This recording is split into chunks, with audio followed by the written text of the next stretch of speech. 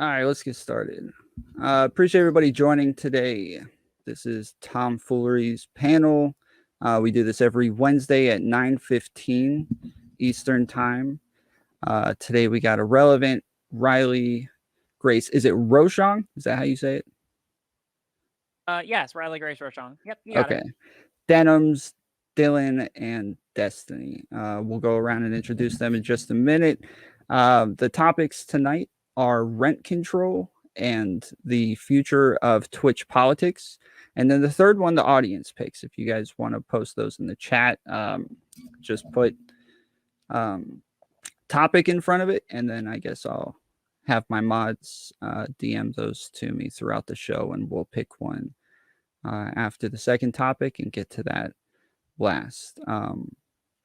We're trying to do the panels in just a little bit of a different way, where we're trying to have like actual conversations. I suppose other people might do this as well. I'm new to Twitch, so maybe they do it, but I haven't seen them so far. Most everything's blood sports, and I don't think that I get much out of those. I think I get a lot more out of these sort of arguments, though I enjoy going on and screaming at people on other panels as well. But that's kind of the goal of this, is to have conversations that'll be educational for the audience.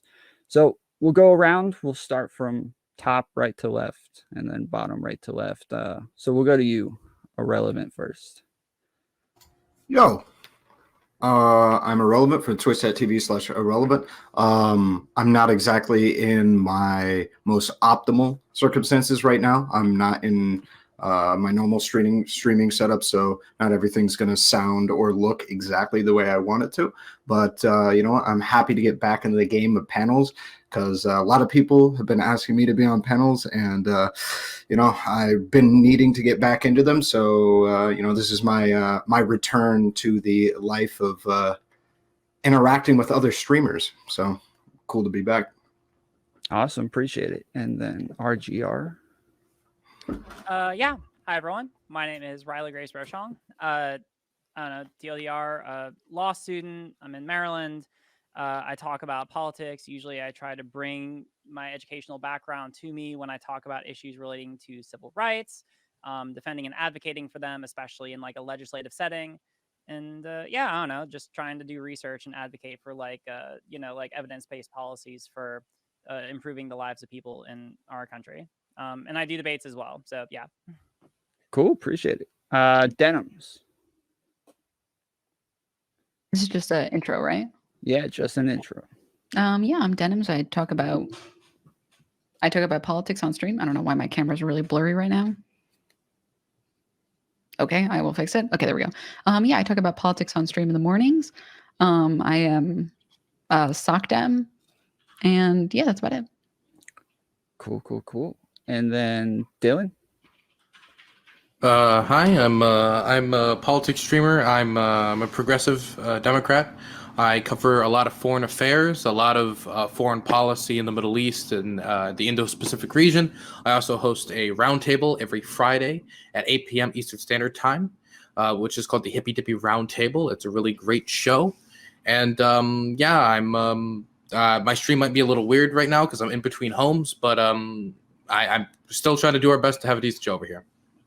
Awesome. Yeah, I appreciate you joining us. And then last but not least, Destiny. Hi, I'm Destiny. I do politics and philosophy sometimes. I'm most well known for my professional level Minecraft and Factorio and Dyson Sphere program gameplay at the moment, though. Awesome. All right. Should also have mentioned it's my birthday, and therefore I should get sympathy. Yeah, they've had a lot of happy birthdays in the chat as well. Happy birthday, Dylan. All right, so we'll start off with rent control. Riley, I saw you doing some research earlier, so you want to kick it off with some opinions on rent control. And it's not just rent control, but even if you find some parts of like rent control or the ideas of rent control useful. Yeah, so I mean, like, I don't know, I probably wouldn't call that research. It was more just me asking my chat and trying to get some feedback. Generally, like, what is a good opinion on here? So basically, like, I start from the position that I want to maximize the amount of affordable housing for people, or the ability for people in our society to be able to access adequate housing, right? Like that's essentially where I'm starting from. And so rent control, the idea of putting caps onto the prices or like the amount that like private landlords could increase rent, consistent with inflation or not consistent. It sounds like a really good idea, but I'm not entirely sold on it. It seems like it could work under certain circumstances because basically the problems that you seem to get into are if you put rent control, then like the first major thing you're going to run into is that you're going to de-incentivize a lot of people from, you're going to de-incentivize private investors from investing in housing. And that can be a problem because then you're going to end up with lower amounts of housing. And so you're not going to be able to accomplish the initial goal, which was getting people into the housing to begin with, because you're going to have less of it. And so then the question is, okay, so then what can we do if we want to be able to have rent control to be able to deal with that issue? And there's like a couple options, right? You could have certain government programs, like for example, you could offer some kind of like benefit to people who engage in rent control or private investors who engage in rent control, maybe something like a tax incentive program or like a tax credit program or something similar, right? You could have government subsidized housing, and that seems like it could be like a good offset. So maybe in like certain development areas, you could have like some degree of rent control, or you could impose certain rent control, and then also have the government subsidized to fund the development of some of the housing in that development, but not all of it. You could do a combination of the two. You could possibly do certain types of land taxes to incentivize the development of affordable housing instead of like developing other types of like housing that would not be necessarily sold as much, or the development of property into something aside from housing.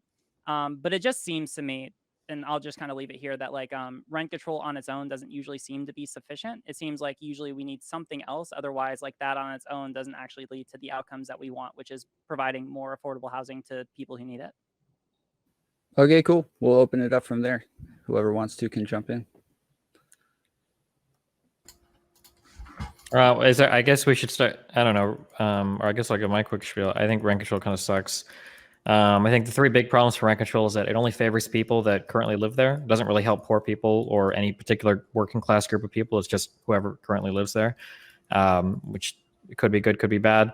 It hurts new workers that are moving into an area. That pain is a little bit harder to see. You can't see the people that would have otherwise moved to some area that couldn't afford to, because rent control, decrease the availability of new area for people to live in. And then it doesn't fix the fundamental problem with housing prices, which is that usually there are just too few places for people to live. It's like a basic like physics thing. Like it's just not possible to have everybody moving into like 4 cities in a country. There's just limited land available. The only thing you can really do is zone more property, and there's no other solution, I don't think. Or I guess building up and up and up and up and up. But that causes other problems like traffic congestion and everything. For side things, I think Riley kind of brought this up. It hurts reinvestment. People don't want to reinvest in property that's rent controlled because there's no future profits. It causes people to convert those units into like condos and stuff, because why rent them if the future income is capped? It discourages future property investment for surrounding property, because if some units get rent controlled, people are worried that it'll be extended to other units. And then it encourages the overconsumption of housing, where people aren't moving as they should be, because if they're in a good rent controlled unit, they feel like they don't want to give it up.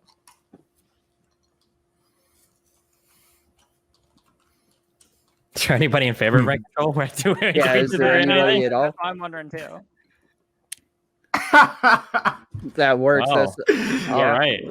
Damn, we solved it. Good Well, I job, mean, everyone. I can just be contrarian. Well, Destiny, I really hate how you fucking despise poor people. That's absolutely awful. And we should, make it. We just give everybody a house for free. Very true.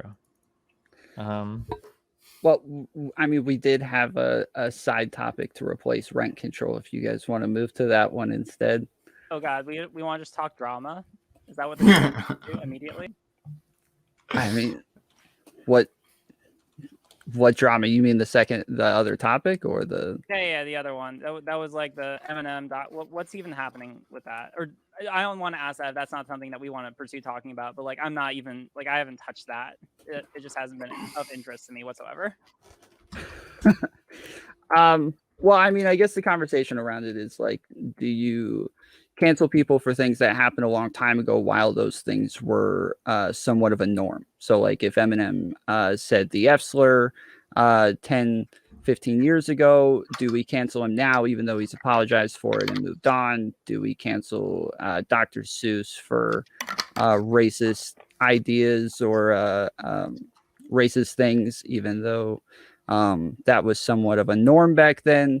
I think that it's not so much drama, but more the idea of like, how do we handle holding people accountable for things that didn't necessarily seem wrong at the time. I think the little Disney disclaimer where they're like, we don't alter these cartoons. That is irrelevant. You want to? Oh shit. Yeah. Go ahead, Dustin. Yeah. Oh wait. Oh yeah. I was gonna say, I think the little Disney disclaimer where it's like, these cartoons were a product of their time. We recognize that they represent poor stereotypes and they're bad, but we're not going to alter them because to do so would be a disservice to what people, whatever, blah blah blah. I think that's a good way to do it.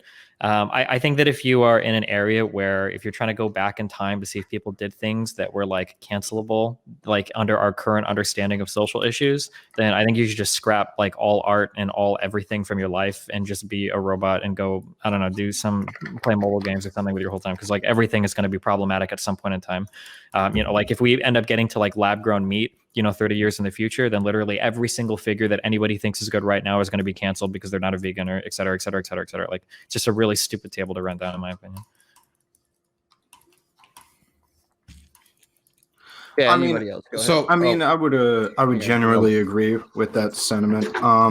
I don't really like the idea. I very much prefer the idea of people who are in a certain time period, understanding that time period does have a certain like limit to even the like optimal good, I guess, somebody, or ethical somebody could be, like Disney was kind of pointing to. Everybody who is not vegan will be seen as ethically inferior here in the future. That's just going to happen. And should we be canceled because we weren't vegan like right now? Like, come on, right? So in my opinion, right, it really does depend on like the whether or not we believe that their apparatus for the decisions that they made in the past is consistent with right now, or they changed it or what have you. So like if it's just like, I don't know, they really didn't like gay people in the past for the F slur or what have you, that Eminem has rectified that. And as long as that's fine, then I mean, we're square. I mean, I don't think there's anything else that doesn't like just essentially destroy what I would consider to be a time-wise approach on understanding the use of like pejoratives. So I don't want to like, I don't think when we talk about Dr. Seuss specifically, this is somebody who produced media that is just categorically racist. I'm not saying like it's on the line, like it said something like it was something that was a little it was like, Elliot, what would I put in the zoo? And then like a white man stands up, this black person. Like that's like the level we're talking about here, right? Or how he promoted fifth, like the idea that Japanese people are fifth columnists, how he like drew cartoons with them shoveling TNT from the fifth column station. If you don't know what that means people who are going to undermine the country from within, helping to promote what led to one of the worst things we did during the Second World War, which was Japanese internment. He helped kind of fan the flames of that with the cartoons he produced. So I think we can acknowledge that and still appreciate the media he produced out there that wasn't terribly racist, right? We can appreciate the good things people did while acknowledging the bad things people did. A great example would probably be like, I don't know, like a founding father who's like, free speech is a good thing. He'd be like, oh yeah, I also agree with free speech. Probably, but that racist thing he said, or the fact that he didn't have a huge problem with slavery, that would be something that wouldn't look favorably upon. And when it comes to me generally like concluding if somebody's a good guy overall or bad guy overall, it's me just simply like doing the mental math of have they done more good things than bad things, right? I'm not gonna like wash away all of Hitler's crimes because he pet a dog and was nice to animals, right? But I'm also not going to throw Martin Luther King out the window because he wasn't 100% accepting of like gay rights. I think the bigger question is, what do we hope to achieve with cancel culture? Canceling someone who, for example, is dead doesn't really do much because it's not like they can apologize for their crimes. Mm-hmm. Like you're just, okay, well, this person did a bad thing. Okay, cool. That's less of like cancel culture and more of like, hey, this is what happened in history. Cool. We can all agree on this. And we know that this person was not like the saint that they were. But trying to cancel people who are currently alive, who have already like apologized, or like they say like, okay, like I understand why the things I did were wrong. that makes sense, right? Because you want them to change their behavior so they're not using any of their platform to spread harmful messaging or to convince people that what they're saying is right. So like, I think the old one is like James Charles getting canceled for saying something transphobic. He like went back and he said like, I've like reevaluated my opinions on this and I realized how this was harmful and I'm sorry for saying this and I will try to like be better on my platform because I understand that like the way that I currently acted wasn't acceptable. Just as an example, I'm not sure about the details of the situation. So I do think we should have like an opportunity for people to grow and expand. I believe in reformative justice. I don't believe it only on like a criminal justice level. I believe it on an individual level as well. For example, I don't have there's no such thing as a permanent ban in my chat. There like eventually, if you really show like the intent to reform, you eventually can be let back in my chat, no matter what you've said or done. Right. Most of the people don't take opportunity of that because they don't care to be in my community. They just wanted to like say an evil racial slur in my chat. But I would also like to throw out there, what if somebody's apologized for something, but also didn't show an ability to change overall? For example, Rush Limbaugh is a great example of this, right? This is somebody who apologized for a segment making fun of gay people who died of AIDS in the 80s. But then as early back as 2015, he was comparing homosexuality to bestiality. Somebody who was able to take a step back on the stuff that was openly reprehensible on its face, even at the time, but still continued to perpetuate stereotypes and disgusting ideas about gay people up until the gavel was hit on gay marriage. And even past that, I'm pretty sure we can still find a few statements of him where he didn't talk about it the same amount, but he never apologized for stuff like that. He never repented for stuff like that. And that was stuff he did like only like 6 years ago on his radio show. And when you look at the career of Rush Limbaugh, that's not a long time ago. All right. Does anybody think that he should have been canceled? Or had parts of his books canceled? I mean, Like there's Dr. six Seuss books Rush that, Limbaugh. yeah, There's there's six six books, books yeah. that are no longer being published at all. And Dylan, you're saying that they're like, that they were outwardly racist, right? I'm saying the zoo one most certainly was. I don't know. I haven't read the other ones, but the zoo one, like one of it was like a white man stands up and's like, I want to put this person in a turban in a cage and at the zoo. Like that's pretty like openly like that's dehumanizing of black people. Now my thing is like either you change the media so it's no longer racist, so you either like take that page out or you just get rid of it altogether. If you take the page out, then you can and acknowledge the history of the work, then I don't see necessarily, because then you're removing the harm, right? Like it would be like, for instance, I'm from the DC area, and we have the Washington football team, right? Now, was the solution there to change the logo and change what we called the team, which was the Washington Redskins, or was it to just disband the team? Obviously, disbanded the team didn't like fix anything. The solution there would be to change the logo and change it, because it was literally a racial slur and and you should not have a racial slur as a football team name. Wasn't the point in that book though to be like more accepting? Like in the end, they like go to the circus or something like that instead of the zoo. Yeah, but I mean the problem with that, they were finally accepted by people.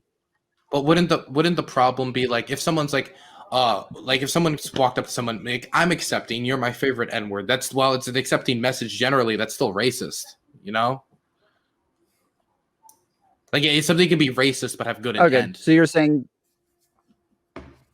saying the turban part is what's racist about it. Well, the racist would be like the caging of the person. Once I can try to find the exact page and try to look at it again. Maybe I'm wrong and it was like racism is bad and that was the message of the story, but looking at his other comics, I have a really hard time feeling that was the message. Well, either way, Dylan, you were getting at a point that I'm actually kind of curious about, nonetheless, based on like where your mind was at.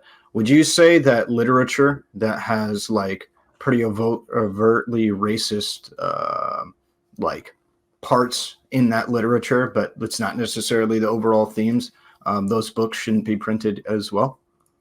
It depends on like what, like for instance, historical pieces Sure. are things like that. Like obviously, like if something's like racism existed, here's an example of it. You don't like take it out. Yeah, of course. Yeah, of course. But if I think that as long as you're careful with the work and you're educating people like, hey, this is from a certain like era, and we're looking at this from a historical point of view, this piece of media, and when we examine and consume it, then you could possibly do it responsibly. But Dr. Seuss books are particularly targeted towards children, and I think either you're going to have that hard conversation with kids, but I don't think that's something you just like leave in the school library where you're not in an environment to explain historical implications of that very racist depiction of a black person or of a Chinese person, etc. Yeah, I can break bread with that. Yeah. Yeah, I was going to say, I think the problem that they're in children's media is the real core of the issue. If they were adult pieces of media, I can understand you saying like, there's no reason to like destroy these books. We have plenty of like works that are like outwardly transphobic or sexist or homophobic or whatever. And we obviously value some level of free speech in America and not destroying people's works without them knowing or censoring them or whatever. But if it's towards children, like, I don't know if there's anything good about having children read racist stuff and integrate that into their like head while they're still developing their ideas about social norms and things like that. That doesn't seem good. All right, I'm going to take nope, I'm taking the extreme position on this, okay? Because fuck you guys, all right? I'm going to argue, I think that all people that are problematic in the past should be instantly and permanently canceled when it comes to like entertainment and art, okay? For two big reasons, all right? Number one, there's only so much media that we can consume. I think it would make more sense that we have more modern heroes that more closely resemble like whatever current cultural values we have. So for instance, we wouldn't watch the same shows over and over and over again on TV that have like misogynistic or homophobic humor in it. We would watch newer shows that more closely resemble like the values that we currently have as a society. So I don't know why we wouldn't update like the type of art or the type of literature that we review either. It's not like there's a shortage of people trying to create like new media. So the idea that we would continue to read classics that were written by people that were highly problematic doesn't make any sense. Why enshrine that as part of our culture when we could update that and give somebody new a chance? So that's point number one. And the second point that I would move into on the back of that is I think that in doing so, in like creating new spaces and in getting rid of like the older problematic stuff, I think we also create the opportunity for newer authors and newer artists to come in that otherwise wouldn't have been represented in the past as well. So like in Dr. Seuss's books, I think it was estimated that like 98% of all the characters were white. And I'm willing to bet that if we look at like 99% of American media made before the 60s, like the vast majority that we study, especially like Eurocentric stuff, is all going to be white people as well. Why not study newer stuff that like more closely resembles the diversity that we're kind of like holding up in society, right? Why not maybe there'd be like places for newer authors to come in or newer artists to come in to create media for us to consume, because we can only consume so much. Why do we have to keep studying old stuff made by problematic people when we can have newer people that are more diverse, that show our values, like creating media for us to consume? So there's my arguments for canceling everything that's old. With that sort of thought process, would we also cancel Michael Jackson then and get rid of his music? I mean, how many people still listen to Thriller? Let's be honest, right? I mean, that's timeless. All right. Timeless. Can I hold on? Wait. Can I come in here? All right. I get the point. So like, I tend to agree with the idea that we shouldn't, that like it can be important to still have these things in our culture. Maybe we have to change how we treat them. But like, I guess that it's kind of the same thing with like, dang it, the book. It's super controversial in schools. It has the N-word in it. We all have read it in grade school growing up. Which one was it? Help me out. Huckleberry Finn. Huckleberry Finn. Yeah. I never read that. I think that those kinds of pieces of literature, like obviously, like we would all agree that like saying the N-word in most contexts is pretty problematic in modern historical context, right? And so like, but I would still argue that it's important to be able to like at least in some way integrate like even problematic parts of our history or culture into education, because if not, then we end up creating a generation of morally lucky people. How would you feel? Sure, but like, how would you feel to like, let's look at something like children's poetry, right? Like, what message does it send to society if you take somebody that was involved in like highly problematic caricatures of other people and you teach their stories over and over and over again, when we have a more diverse artist base today that's trying to break into that realm in terms of publishing stories?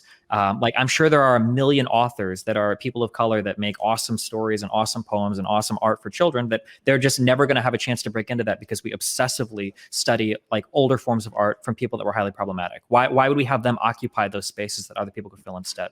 Well, I think mean, that when we're saying it in terms of occupying spaces, we're describing it as if there's like a limited ability for people, like there's like a finite amount of space that people can occupy. But I think that there's like a way to be able to integrate, perhaps like in an education system, since we're talking about children right now, to be able to integrate education about simultaneously promoting these new types of artists or creators, while simultaneously also being able to educate people about artists that we've had in the past and historical figures in the past, which have had like a materially important impact or impacts on our culture and so our life today, but also be able to like educate people about why those things were problematic, why they are problematic today, but you know, specifically being able to convey the idea of like why. Because if For we sure. don't convey that idea of why, then we're essentially not educating people for how to be able to combat those kind of ideas when they encounter it otherwise in their lives. Yeah, I understand that for So- sure. I just think there's a difference between the context of like a class showing problematic media and then the analysis and synthesis of that problematic media versus like that problematic media is like our standard media consumption. And then we also have to talk about how it's problematic. Like I think those are two kind of different things. I mean, is this like Dr. Seuss book, like what people consume? I mean, we're talking about it as if like people are still reading it nowadays, and I feel like that's probably not the case. I mean, they are. My mom's a school teacher, and they have Dr. Seuss days. They read the Dr. Seuss books. They're in the library. They're in all of the classrooms. I feel like that's Well, probably sure, but the question is whether or not the more problematic ones are being read than the less problematic ones. She said that they had to take all of those out of their libraries. Well, sure. But yeah, I mean, to Destiny's Steelmanning point, I don't think that's like necessarily even a point to cancel. It's more of a point to promote newer artists. If we were to make your argument, take it, quite seriously, you would just promote newer artists with like more, a more favorable outlook on the dynamics that we want to be able to push inside of the society, and simultaneously hit Riley's point of educating on why some of the old literature, probably shouldn't be propagated in order to avoid the morally lucky people. I don't think you have to cancel them. You can just, or eliminate the books, but rather just promote the things that you want to promote and try and make those the general day-to-day cultural norm. Can we define canceling? This is bothering me a massive amount. Like, Well, how the fuck can you cancel Dr. Seuss? All right. So I think that people view canceling as you held one position and now that position is being decreased is essentially what people view canceling. So I don't think anybody is truly talking about like banning the consumption of Dr. Seuss in society. More just that like if this was standard consumption for like second and third graders, maybe we replace that with something else, and then people view that as like canceling. Now, in regards to Dr. Seuss in particular, I believe there were 6 books that they said that they weren't going to publish anymore. So I guess you could argue that's canceling, but I think that obviously it's context dependent when you talk about canceling something. Yeah, I guess I was referencing it in the capacity that you would cancel them, and you wouldn't, in the capacity that they wouldn't print the books anymore at all. Yeah, I mean, like I can agree with the idea of like, I mean, like it sounds like the former, like not necessarily like saying that they weren't going to like publish the books anymore, but it sounds like when we're just talking about like calling attention to something which we didn't necessarily realize as a society did entail some problematic things at the time it was promulgated, but now we can realize it looking back with a historical lens. Like just calling attention to that is probably fine, and if that's what canceling is, then fuck. I mean, like, well, a lot of things are canceling that. I mean, like then yeah, sure, totally. I'm all on board with the canceling train. I mean, if you look at any generation, like between like older individuals watching Me TV and like younger individuals watching like Nicktoons, like there's going to be a generational divide on the type of ideas about men and women or people of different backgrounds that are propagated, right? You'll see the modern Cartoon Network ads about like see color, be anti-racist. If you go back to Me TV, you'll see John Wayne, like, I don't know, hitting his wife or something. I have no clue what's going on Me TV. And if you understand that, you can see that this stuff kind of evolves naturally. And I think acknowledging that this is probably something you shouldn't let children just consume unfiltered. But I think as long as we mean like, hey, this isn't just the thing we used to think it was, it's a little different, and it may be a little bit more nefarious now looking back. And we should, when we do consume it with a filter. I think there's nothing wrong with that because we usually just naturally evolve away from this. I don't think there needs to be like some mass book burning of Dr. Seuss books to like erase them from history. So I guess it really does matter like what you mean by canceling. If it just means like acknowledging the dude was a racist, then yeah, he was a racist. If it means like we need to like pretend he never existed and wipe him off the face of the planet, well then that's just stupid. That's just you're just trying to deny history. Yeah, I mean, the way I understand canceling is to where we want to take away their social power, right? So, like on Twitter, like we want to have a bunch of people unfollow them so that whatever what? they're tweeting. We should unfollow Dr. Seuss. I think that'll really hurt his feelings. Yeah, yeah. So, like, have a Twitter. This is a real question. These are the most important things I need to know right now. I don't know, but like when it comes to Dr. Seuss books, the only way that you can take away the social power is by getting rid of the books, right? Like I think Dylan, you made the point that like because they're for kids, that's probably the biggest problem. But when it comes to like Mein Kampf or the Huckleberry Finn or other books that are going to be read by adults, like I think that we all go into those with the understanding that they're going to be racist, right? I mean, not necessarily. Like I'm sure there's obviously people who read Mein Kampf and it's like, oh, dude, this guy's spitting facts. I'm sure there's people out there. There's actual racists, right? And it's not to pretend like adults can't be manipulated by media. Obviously, the way how Muslim people have been portrayed for the last 20 years shows that adults can also be manipulated by media to have very gross views of different vulnerable groups of people. I think that it's just like if you have the knowledge about a piece of media and its history, and you're able to watch it with that, then you can dissect it and like look at it with, I think, the correct perspective to not allow those types of things to sink into you. But if you're just going into it like blind, then you might those types of things can end up affecting you. I mean, we can pretend that like grown-ups are responsible enough to not have that type of stuff influence them, but we can see like how. I don't think that's just not it. Sorry. I mean, like, for example, like how recently with COVID, there's been a huge spike in anti-Asian hate crimes. And obviously the people were not smart enough to decode the fact that it's not every individual Asian person's fault that there is a pandemic touching everybody across the world. Like if they weren't smart enough to do that, then consuming racist media without that lens could also probably lead to a similar result. Yeah, I don't think I was saying that they would go in like that they wouldn't become that the books wouldn't affect them any just because they're an adult. I'm just saying that because they're an adult, like we wouldn't stop them from reading it or try to unpublish the books. Or yeah, well, I don't think we should have a book ban if that's what you're proposing. No, I'm just saying like I'm just talking about personal responsibility and consumption of media and consumption of anything. I think we should ban big sodas, right? But I think people shouldn't just like consume them on the daily, you know? Ahrelevant, were you trying to get in just a second ago? No. Okay.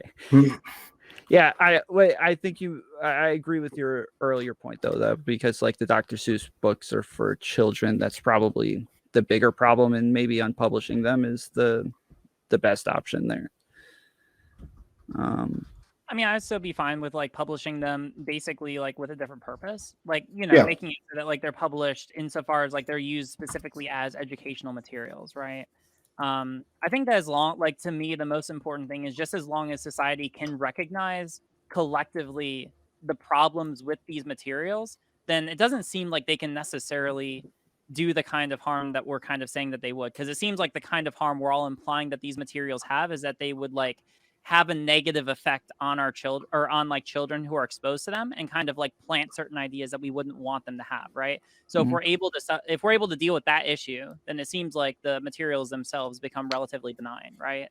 Please tell me if I'm not correct in that assumption. How would we deal with that issue though? If we're reading these books to the kids, are you saying like we stop every time there's like a turban mentioned or something racist mentioned and then try to correct it? Maybe you just have like a 5-minute session beforehand, be like, hey kids, listen, we're going to read through this book. I want you to understand there's going to be certain kinds of themes or imagery that are seen throughout. These are normally connected to these historical contexts and usually are referenced to specifically disparage these types of people. And so just as we're reading through, understand that is implied to the audience to try and be like a disparaging treatment of those people and understand that, right? And stress that it's like a bad thing, right? I don't know, like we teach about like Nazi Germany and we're able to stress to our children that like the things that they did were bad. I feel like we're able to do that. Like if we're able to do that there, I feel like we can do that, obviously to a different degree, but like with other forms of material. Like we do this with Huck Finn, I feel like it's not a huge ask. I think I would agree if the Dr. Seuss books weren't for like elementary school kids. Yeah, I was If it gonna, was for, like, touch on that as well. if it was for like middle school kids or maybe high schoolers, I can understand how they would have more critical thinking skills to be able to recognize like, oh, okay, these things are problematic. But I don't think kids are capable of recognizing the difference between like saying something to them like this is bad, by the way. I think the better format would be to just remove the books. And if they wanted to read them when they were like adults, they could read them or whatever. But like they shouldn't be like reading material for kids who are in elementary school, and they shouldn't be like in kids sections for libraries, I think. I was going to say, I'm not sure if, so I was open to the idea that Denims just proposed there, but I'm not quite sold on it. I don't know. Maybe it's possible with the right amount of prep. Maybe elementary schoolers could do it, but I think Denim's concern is very real, that elementary schoolers just may not have the capacity to be able to do it because, yeah, I just don't. I mean, I imagine that like if you read Huck Finn to elementary schoolers, that wouldn't go too well, and things like that. So like I think just, you know, trying to understand exactly where the cutoff might be for certain groups of people to be able to ingest this would probably be in order, but I don't know. That's something that I believe should be investigated. I'm not really in a position to make a hard claim about that right now. Don't have enough information. I mean, like just hearing that off of like just hearing that makes sense. It's just that then we get into a question of like, all right, so at what age does it become fine for us to be able to teach like these kind of materials to children? Is my immediate next question, right? Like maybe kindergarten is like the steel man for like we all can look at that and be like, all right, their children may have a hard time understanding. Like I can get behind that. Like that seems like a decent argument. But then like at what point do children suddenly become like capable of understanding that they're being taught about something that is historically problematic? Like when is that threshold? I mean, I would probably defer to like a developmental psychologist or something like that, right? Well, I mean, I don't know. We try to make like hard lines like this for all sorts of things, like age of consent or something like that. Like not everybody's actually going to make it. I mean, it's not necessarily that like people like us are going to be able to make the strongest argument for age of consent. It's probably going to be people that understand like a little bit more about how like perhaps the physical mechanisms of individuals' brains might work if we're talking about intellectual capacity, because I think we could all agree like a 3-year-old doesn't have the intellectual capacity and any reality to be able to provide consent or what have you, right? So if we're making that argument, but like usually consent is a little bit more about physical than just physical capacity, so that's a little different. But in this conversation, I mean, I feel like primarily my concern stems from the physical capacity to be able to comprehend a more complex narrative than, ooh, that brown guy do bad, the white guy is good by put him in cage, right? So like just, you know, a little bit higher order logic than that seems necessary, and I'd have to defer to somebody that has more expertise in the field. I would probably say. I'm not going to make a claim at this moment. Makes sense. So that we don't, because I don't know where this turned into an age of consent discussion. So can we talk about Eminem? Like, all right, so how does Eminem factor in? All right, so children's book. All right, maybe that's not best for children, but we probably want to like still retain some way to be able to teach that maybe the people who are a little bit older. All right, so what did Eminem do that's cancelable that happened in the past? Like what was something that was really common in rap in the early 2000s? So rap was and 90s and 80s and 60s. Like rap has been historically like pretty homophobic, and Eminem uses the F slur, even up through when was Rap God? 2013, like 2018. Wasn't it 2018? 18? I'm pretty sure Rap God is older than 18. I think it's like it was Marshall Mathers LP2. Like, yeah. So I know at the very least, I know that song had it. I don't know if he's used it past that, but so yeah. So I mean, like that's a lot of the old rap like just casually threw on F slurs or was homophobic. Like that's just what it was. People are saying that in a 2018 album he used the F slur as well. So. And then why is it being brought up now? Like this seems like a very random thing. Like I can like, all right, so there's like two problems here. There's like two things that are coming to my mind, right? The first is like the actual like conversation on the merits. Like, is that cancelable, whatever we want to define that as? But then secondly, like, why is that being brought up now and not when it happened, or like or maybe it did get brought up when it happened, but like it's obviously like being like discussed again now. And why is it being discussed again now? Like, was there like a triggering event? Was there like he used it again, or he discussed it in the past, or like he apologized, or he doubled down on it. Like I could see like, here's my take on it. Like I could see a cancel, like an actually justifiable, like critical take against him if someone, for example, asked him like, hey, you said this thing in the past, or you used this slur in a lot of your past materials, and that was incredibly harmful. How do you feel about it? Like, and like if he doubled down and be like, oh yeah, no, I stand by all of that 100%. Like that's still reflective of how I feel today. I feel like then we can be like, all right, that's pretty fucked up. But like, obviously, if he's moved on from it, it doesn't really seem like, it seems really weird to bring up now if it's like more a product of the circumstances that, you know, he was operating in. I guess I'm just. Yeah, I don't. Does like, anybody I know look- why? Why did this come up recently? Does anybody have any idea? I mean, I feel like maybe I'm wrong, but I feel like the F slur was slowly migrated out of social norms to where like it was just an edgy thing to say for a long time, and then I believe it's like more recently within the last 3 years or so that it's become like just like up there with the N-word and everything else. Yeah. So wait, I don't know if anybody actually cares about this since nobody seems to make these distinctions.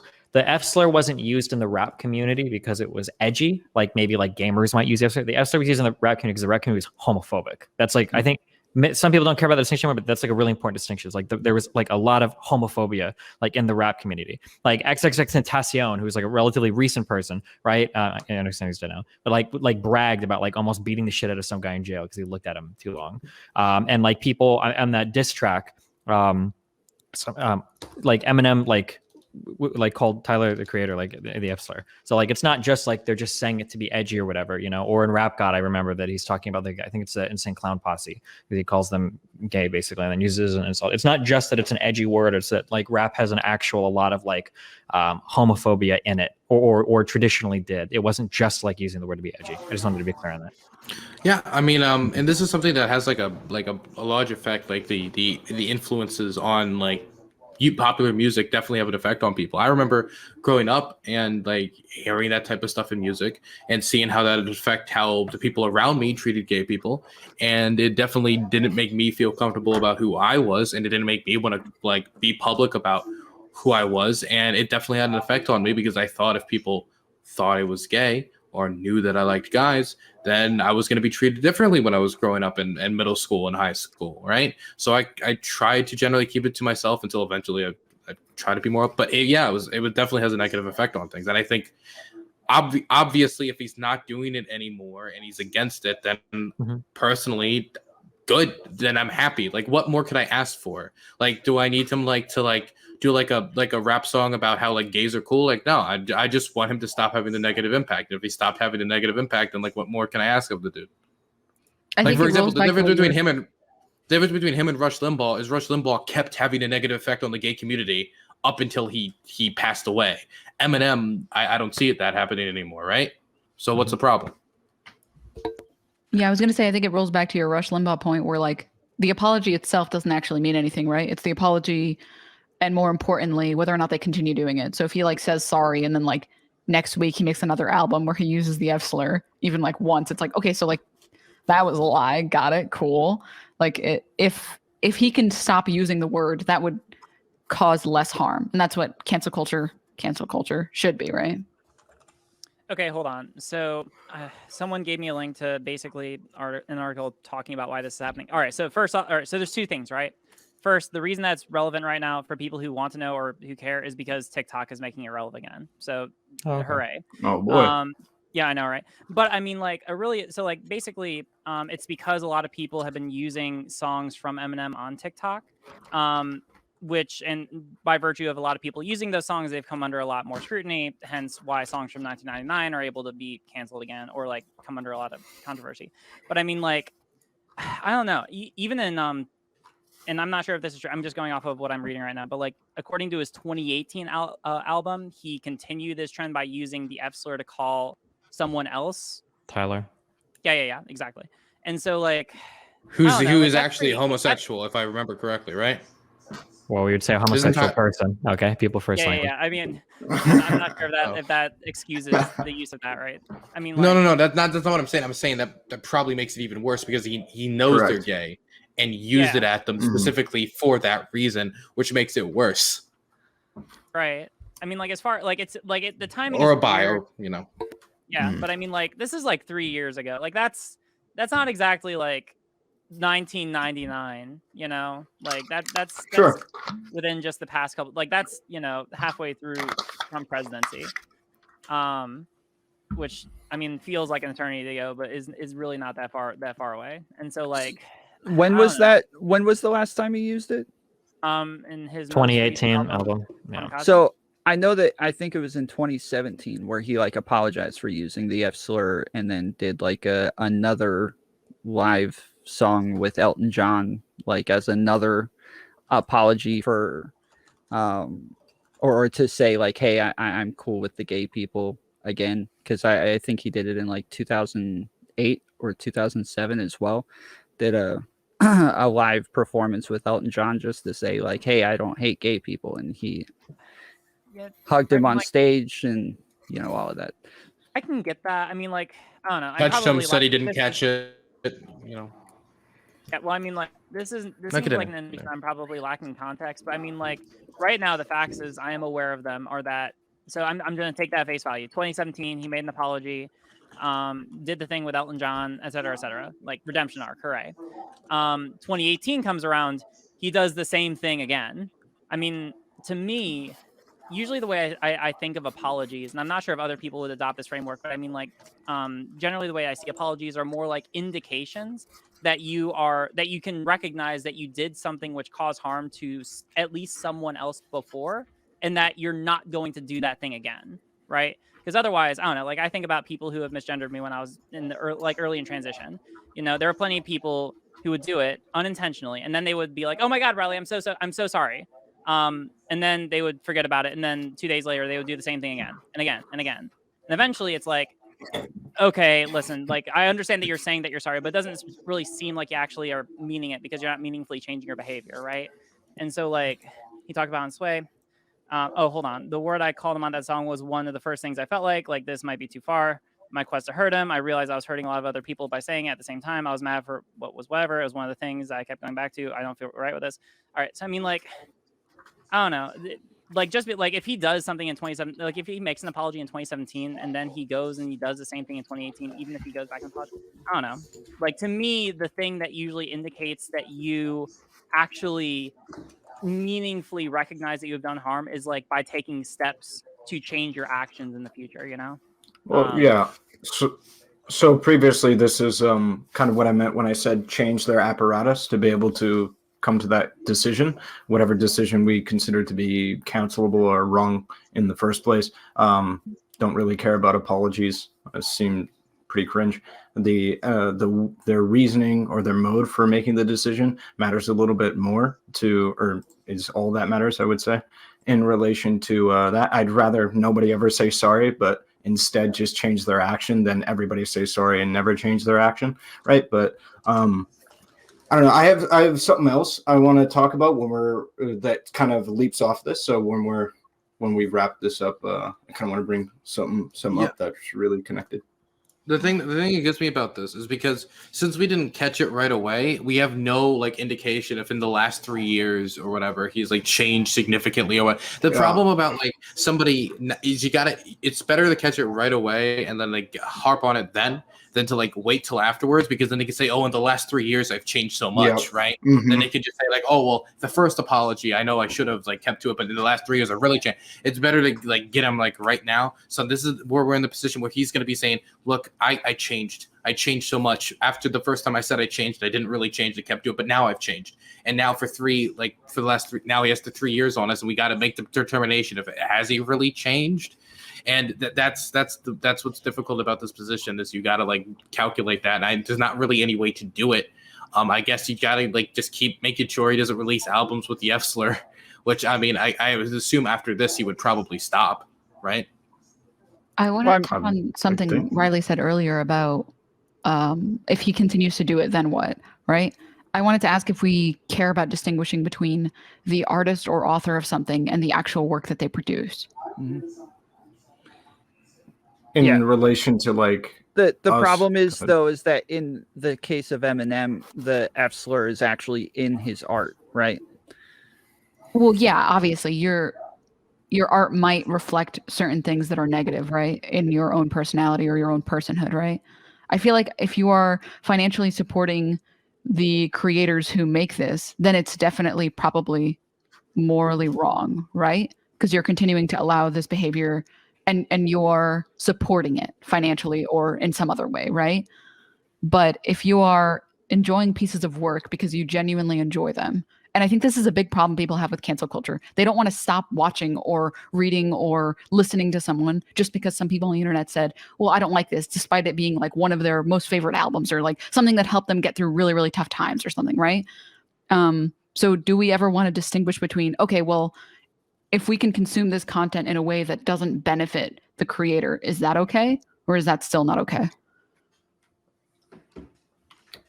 Well, I mean, I also don't even know if not or consuming the content that benefits the creator or in a way that benefits the creator is even necessarily bad for the general populace, especially if you consider an extreme hypothetical, where in which let's assume that you, let's say, I don't know, play like a video game. It's like a 20-hour video game, but it drops the F slur once. Can I no longer buy that video game and enjoy the night? We don't have to talk about a video game. How about the movie Clerks 2? It blew me away when I watched that a few years ago. They just casually drop an F slur in that movie. I totally forgot. I had no idea. Yeah. It's like, can nobody ever buy that movie on DVD or do any of that without being a bad person? Is that entire piece of media just destroyed as far as like my ability to be able to purchase or consume it as an individual actor? Well, I mean, what about Kevin Spacey being on House of Cards? All the things that he did, do they take him off the cast? I would or do say they leave him if on? you're literally hiring somebody on a set that is significantly different than like me, like, or if are you talking about like me watching the show? Yeah, Or watching as in the it- show, oh, yeah, or, no, or I've- them leaving him on. I've watched that show like three times even after that. Like, listen, yeah, I don't disagree with the idea that like, you know, what he did was wrong and what have you. But my consumption of an individual's art, like, I don't know, that's a decent example, but people also bring up the more extreme hypotheticals and stuff like that. Like I even listened to some Nazi music, some literal music, you know, made by Nazis and stuff like that in World War II. Some of those songs are bangers, absolute fucking bangers. And it's like, I'm not going to necessarily let a bad actor get in my way of consuming good media that I consider to be pleasurable for me to consume, even necessarily if they get some dividends from it. But because I can kind of like walk and chew gum at the same time. I could be like, yo, you know, the media's hot, but I think the strongest argument, I think that when it comes to like problematic actors, I think that you can enjoy them, but you should just give absolutely no money to them. And I think that this works out like in a lot of areas of our life. So something that I really enjoy doing is if I'm going out to eat, my server comes by, I'll usually give them like a 10-question problematic like racial sensitivity issue quiz. And if they get any of the answers wrong, I don't have to fucking tip them because my money does not go to racist people. 100%. That's my position. Fucking A. So, but seriously, we can probably support. Like, I think it's okay to enjoy media that has some problematic aspects of it. It must be, of course, it is. But like, you should probably find ways to minimize the support of that author. Or not, I'm sorry, the support of that author, especially if they're continuing to create problematic media. Yeah.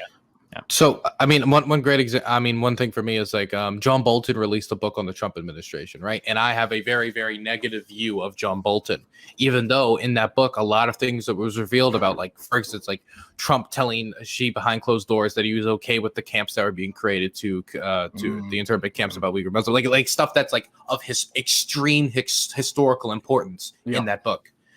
And I'm not saying I pirated it, but I didn't pay for it. And because it was important that I read that book, but I didn't want to support John Bolton either, because he, you know, didn't end up like bringing forth a lot of this information beforehand when I think he should have. Oh, he also should have been, you know, made to testify, but whatever. Mm-hmm. Yeah, I think I want to make a distinction between things that you need or would make your life detrimentally worse, like people who continue to subscribe to Amazon Prime, right? Like the alternative is maybe significantly worse to your life that you can't afford as much things at like a lower cost. Just as an example, that it would be detrimental for you, significantly so, to stop using Amazon and stop supporting Amazon. Like entertainment, I think you can go without supporting, probably.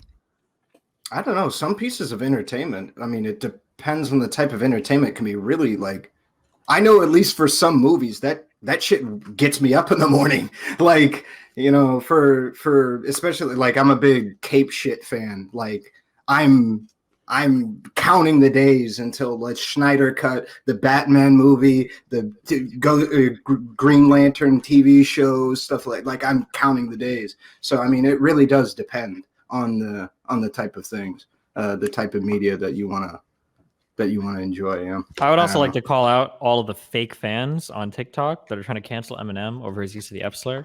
If they were real fans of Eminem, they'd probably be trying to cancel him over the song Kim, which is literally just a 3-minute song of him murdering his ex-girlfriend and hiding her body in a trunk. Oh God. Which is an extremely violent song. If you haven't listened to it before, it'll blow your fucking mind. That would not make the cut today. If that was released in 2021, but So yeah, do But we I'm only do this pretty for against like murdering exes. Yes. individuals within art, or like are we worried about inventors who maybe did something wrong? Are we worried about like we probably should take this all the way to like, you know, slave labor in other countries, things like that, but we don't, right? I think the distinction that Denims made is important. There's a difference between recreational enjoyment of art versus consumption of like goods and services to survive, right? Like I think we can recognize the distinction between these two things, where it's usually much easier to choose to enjoy a different piece of art rather than choosing to buy more expensive clothes from something that's ethically sourced, right? Yeah, because the amount of harm done, like for example, let's say that the person who like invented penicillin was like I don't know, like homophobic. The amount of harm that is done by us consuming penicillin by maybe adding to that guy's legacy of lives saved is not nearly as bad as if we just let all those people die by not giving them penicillin. Yeah. Ahrelevant, you said you had something you wanted to add in earlier. Yeah. So something that I just kind of wanted to bring up, but like, you know, I want to be careful with. Woo yeah. Something I wanted to bring up, but I really wanted to be careful with, is something that kind of Destiny touched on a little bit earlier, which was you know, rap can be very, very homophobic. I think that it's actually pretty important to recognize that, like, you know, the context of why rap was, in my opinion, more homophobic than like potentially some other genres might have been. And I'm actually curious as to whether or not that might change people's opinion of the use of the F word in like rap as not being as bad as like, I don't know, some person just casually dropping it. And the reason why I think this is an important, or at least something worth talking about, is I think a lot of like homophobia and stuff like that stemming from rap stems primarily from the necessity for a lot of the people that engage in rap to be hyper masculine, to have survived, to be able to tell their stories through that medium. So in a lot of the circumstances that people who artists who produce rap have to endure very, very bad and troubling environments, where in which hypermasculinity is like one of the only ways to be able to survive effectively. And one of the core tenets of hypermasculinity is homophobia. And so I think it's kind of a translation of how their lives is, because that's really what a lot of rap is. So like when people say, you know, why do rap artists constantly talk about like gang banging or stuff like that, it's because that's the life that they lived, right? That's their lived experience.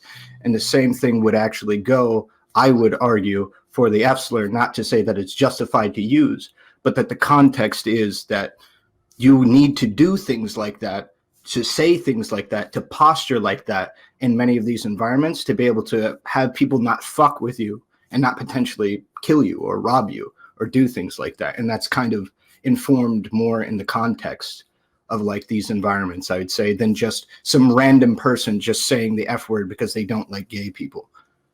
And so I don't know. I think that's a worthwhile thought. So we're only comparing this to the Black community, right? Like not hyper masculinity within all communities. Well, it would be more specifically impoverished people. where you and find people it who- necessary. Yeah, in high violence areas. Hypermasculinity seems to be ever present in these areas, and a core tenet of that is homophobia. So yeah, I would say that that's something that's worth bringing up, that these people are not just saying the F word just entirely to be homophobic and that's the end all be all, but that homophobia stems from a lived experience that they're pushed into as a result of their circumstances, their environment.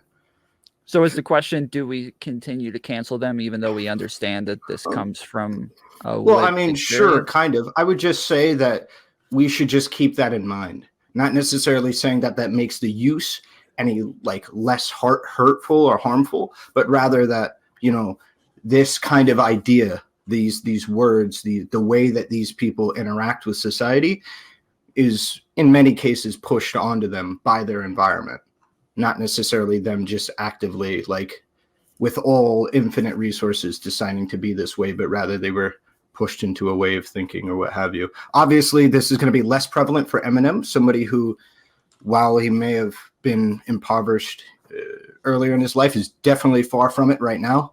So, you know, but I do want to bring up the fact that Dr. Seuss books are now flying off the shelves. This feels a lot like when you know, people say like, we're gonna ban all the guns, they're gonna ban all of our guns, and then like the guns just fly off the shelves. All this has done is like, I don't know, give the estate of his family like a ton of money, and that's it. Like I don't see.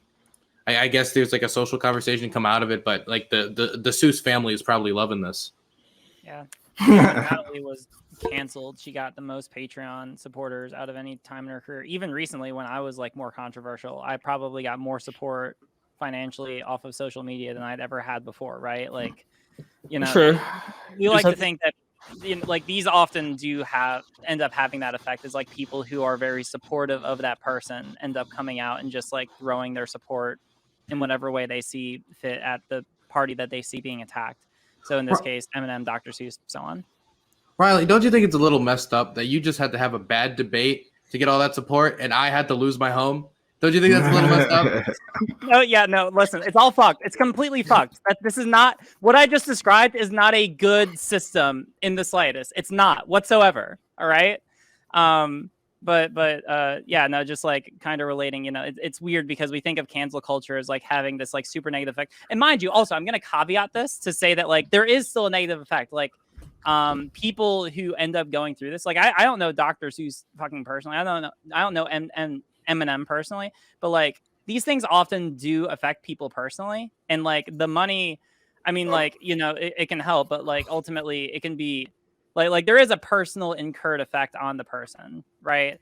And so like I don't want to say that, oh, like it's, oh, you know, it's amazing, like people get all this money and whatnot, right? But like there is like a harm that they do incur as the result of the canceling.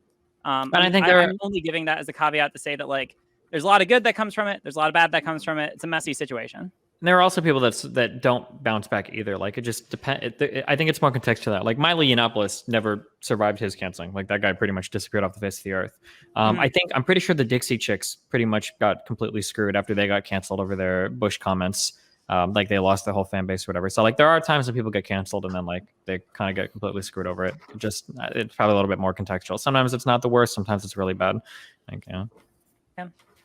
Okay, we'll move on to the second topic. So, the question is, what do you guys want to see within Twitch politics? Like, it's a fairly new area. I'm brand new here. I think I've been here for like a month and a half, maybe 2 months. I like what I see with lots of people and the way that they use their platforms. Destiny's been trying to like actually use his platform to interact with real change within legislation. I want to know, is that the direction that you guys hope all big streamers go in? Is there more to do with your platform than just argue and convince people or de-radicalize people or yell at people? Like what is it that you guys want to see done with these platforms? And I guess we'll start with you, Destiny. Yeah, I mean, I think it'd be cool to see people driven more towards like local action is probably more helpful. I don't think that'll ever happen, but I think that would probably be the most positive way to utilize the platform. And then the second step would be to engage in like more, I think like more fact-based, healthy conversations related to politics. So like doing actual research on policy. So kind of like how Riley does her huge briefs or whatever, and her research or whatever, or I guess like my research streams, or when Dylan talks about foreign policy, or any other like research. I can't think of any other specific examples of what I'm saying. Like that kind of like really heavily like research-driven stuff, I think is usually really positive. It'd be cool to see that over just like the shout fest or the scream fest or the drinking off the Twitter headlines. I think would be cool. It's complicated because I think there's a balance here where we want to kind of use this to put it towards more positive action. But we also know that if I went on stream, I was like, hey guys, I'm going to stream my local environmental board meeting today and learn about the mechanism. I'm going to get like a viewer, and that one viewer is going to be like me. Nobody's going to want to tune in. So you have to find a balance to try to still bring in viewers or bring people from outside the Twitch political community in here by maybe like having more gaming streams or trying to do stuff that's more appealing to a wider audience to try to drag them in, while also trying to then filter those people eventually into local action, which is complicated because you want to keep the same flashy appeal of Twitch, because we need to make politics more like Twitch and Twitch less like politics if we're going to really appeal to these people. But then also, how do you translate that kind of flashy show tuney type performative type stuff you're going to do for your audience into real action? To how are you going to turn that into them actually getting off their ass to do stuff?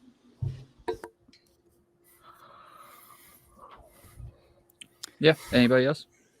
Yeah. I mean, like, I'll piggyback off that. I mean, like, just going off of Dylan's last comment, you know, like kind of breaking out and like having more gaming streams and more like making politics a much more accessible thing. It's actually really interesting because like I do really enjoy doing the research. Like I've actually like thoroughly enjoyed that, and I feel like a lot of good stuff has come from that, because like a lot of that has informed like even testimony I've given in front of like the Maryland Congress. But like some of the coolest conversations I've had on here have been when I've been streaming out of not the just talking category, which most people do, but out of the Elder Scrolls Online category. And I love this. All right. I'll be the #1 ESO streamer. But it's really cool because I've actually had a lot of people who have come into my community who are normally not associated with politics whatsoever, who just come because like I'm decently good at this game. And then they end up coming on the stream and I end up talking to some people. And I still think my favorite conversation I've had on my channel so far has been with a conservative trans guy Trump supporter around the election. And mind you, like I think that this person, like that conversation was more representative of the average Trump supporter than like any of the people that you end up seeing like blasted in a lot of like explicitly conservative like online spaces, right? Mm-hmm. Because essentially the whole reason that that person supported Trump was because he grew up in a relatively conservative background, never lived in a major city, never was exposed to any other, like literally the only politicians he was aware of was Biden and Trump. And he, like, I asked him if he had heard, all right, well, have you heard of Bernie? And it was like, oh, I think I've heard of Bernie once, but like, I don't know that much. Like, literally knew nothing about politics, right? Just cared about video games. And like, there's probably a ton of fucking people out there, you know? So being able to like broaden ourselves and being able to expand and talk to more people who just like literally don't know anything is probably going to be a good way to reach like the vast majority of people who voted the way that they did in the election. I think that people like forget that there's like a huge disconnect sometimes between like what online people think about politics, or people that work in politics think about politics, versus just like the average voter. Like especially when we're on like Twitch and YouTube and we're like so mired in like kind of like the ultra screaming at each other debate culture where everybody's obsessed like trying to put 10 kills on the board right now in order to like fuck over like debate opponents and shit, rather than actually communicating with people or trying to understand or trying to like understand like what other like local people think about certain issues. I think is a huge problem that we have for sure. Yeah, I mean, there's a lot of times where I'm trying to like talk to people, and it feels like a lot of people would like, we had this debate 3 years ago. Why are we still talking about it? Right? When we bring in new people, where people think like, wait, we had this debate about like whiteness, or we had this conversation about safe spaces, or we had this conversation about healthcare like 3 years ago, or like Contra released this video like so long ago. Why is this still a topic when 90% of the public haven't like heard this? Like, a big best example on the world that I always give is trans issues, where I would say like the majority of people in the online political space have heard like a lot of arguments about trans issues. 90% of the American public don't really understand like the bare basics of like trans issues, 80 to 90%. And so when I think a lot of times like the way we like sift ourselves off from like having those difficult conversations a lot of times, or open up to like take those contradictory views, bring them into the community, and try to have that conversation so people who take that position can have themselves represented and then see their own ideas kind of shot down. I think that's important because we kind of like just assume after interacting with so many other people in this space who think similarly that the wider public thinks that way, which is not the case whatsoever. We are a very insulated community on Twitch. Yeah, I mean, that for me, that's been like a huge difference is I don't know any trans people in my real life. And interacting on YouTube, on Facebook, I don't think I've ever met any. As soon as I'm on Twitch, man, I guess within like a couple of days, I probably met 10 trans people, and I was learning like some of the rhetoric that I was using was incorrect or even toxic. Like I had to reframe like a lot of the ways that I thought I was explaining these things to my audience. It's a really cool space, but one of the things is that like some people will say like, why can't everybody just be normal and just like know all of this stuff? And I think the constant thing that I keep thinking is like, well, we're probably the ones that aren't normal though, right? Like we're the ones who actually push this stuff on ourselves, that we actually dig into it consistently, that we're the ones like researching it and spending a lot of time online, and like normal people aren't doing all of that. Aren't 1,000,000% plugged in and like playing video games and doing politics. Like you might have a guy that you're talking to that just wiped out Tomato Town that's coming on to like have some massive debate over like some huge equity issue or whatever. Like, yeah, I think that like the environment that exists online is going to be way different than the type of people that engage with politics in real life. Destiny, you really have that song stuck in your head, don't you? You just can't get it out. You're constantly with Tomato Town, man.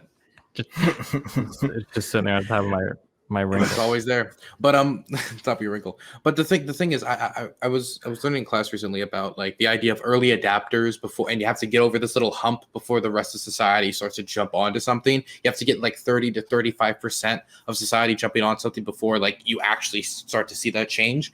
And I think that usually happens with markets, like when you like move to new products and people like accepting things like for example, like a phone with this type of screen instead of like one you plug into like the wall and you have to call out of. We are the early adapters when it comes to a lot of these ideas. And I think a lot of us don't realize we're the early adapters, that we're the people who like are really, really, really ahead of the curve when it comes to these issues. And it's kind of like our job to try to like aggressively push these ideas outward and try to bring people like inward towards that, to either become early adapters or try to get people down the line to like jump onto this, which is going to take a lot of interaction outside the community, which is why it's so important to either get other people from outside of Twitch politics and other Twitch communities into the space, we go into their spaces, or we go outside of Twitch. That's the three options. We're unironically bringing politics into people's video games. True. Sometimes. Ahrelevant. What do we think? All right, go ahead. Ahrelevant, you got anything on this one? Nope. I'm good. So far. Denims? I was thinking about this earlier. If no one else has a comment, I wanted to bring up sorry, Denim, if you have something, I don't want to interrupt you. No, go for it. Here's something that I do worry about, okay? And it actually relates kind of to this panel and like a little bit of like, for example, some of the ways that the panel is played out. So like, for example, rent control, we literally moved on from that in the first 5 minutes. Now, I know that there are arguments for rent control. All right. I know that there exist people out there who argue for them. The problem is that like when we do these kind of panels and you have a lot of people on those panels who end up having the same opinions, then you end up creating sort of an echo chamber in certain regards. Sometimes that can be good because, you know, sometimes you're talking about things which have like more, I don't know, more correct. And that's always going to be like a little bit subjective. So, you know, you want to be able to do as much research as you can to be able to back up your opinions. But I mean, like, normally when people watch these kind of panels, they aren't watching necessarily a lot of people come in to agree with each other. A lot of people probably watch these panels because they want to see blood sports. And so, like, to me, one thing that I worry about with Twitch politics going forward is that there's almost a necessity to have an opposition in there, even if it's just to be like kind of thrown against or battle against. Like, I think about Dylan's panels. Like, I can actually appreciate in a weird way some of the people that you bring on there, because like some of them have deplorable opinions, but now it's like because like we naturally, like a lot of people naturally watch politics because they want to look for that kind of conflict, or like they're specifically looking for like blood sports or something similar. We've essentially made people with bad political views almost essential to the platform, right? Like we almost cannot do the content that we want to that would perform the best and reach the most people without them. Now, maybe there are other ways to be able to get creative, right? And I'm constantly thinking of ways to be creative about it. But like, that's one thing that I noticed that is very concerning to me going forward, is that like, if we want to have like essentially like the highest performing content from what I've seen has been the content which has like the most drama. Usually the most drama like driven content has like differencing of opinions in the political space, like in political spaces. Like usually that's what drives people apart. And so in order to be able to have the highest performing content, you need to have other people with bad political opinions. Like it almost becomes essential. I mean, Well, I I think think we say bad bad political opinions, but I think one of the big problems is we're so. This is just like a microcosm of like the greater political scene in the world, I guess, is that we're so ideologically pure that I think that the politics space on Twitch kind of started off as being left leaning, and like it seems like every conservative viewpoint necessarily just got completely and totally excised off the platform or never even got a chance to grow here, which is kind of annoying because all you have are like different flavors of like leftists. So then all it is like lefty infighting because there's no real like. I'm super curious. Besides like Lecture Fan, is there any other conservative on this platform that like regularly?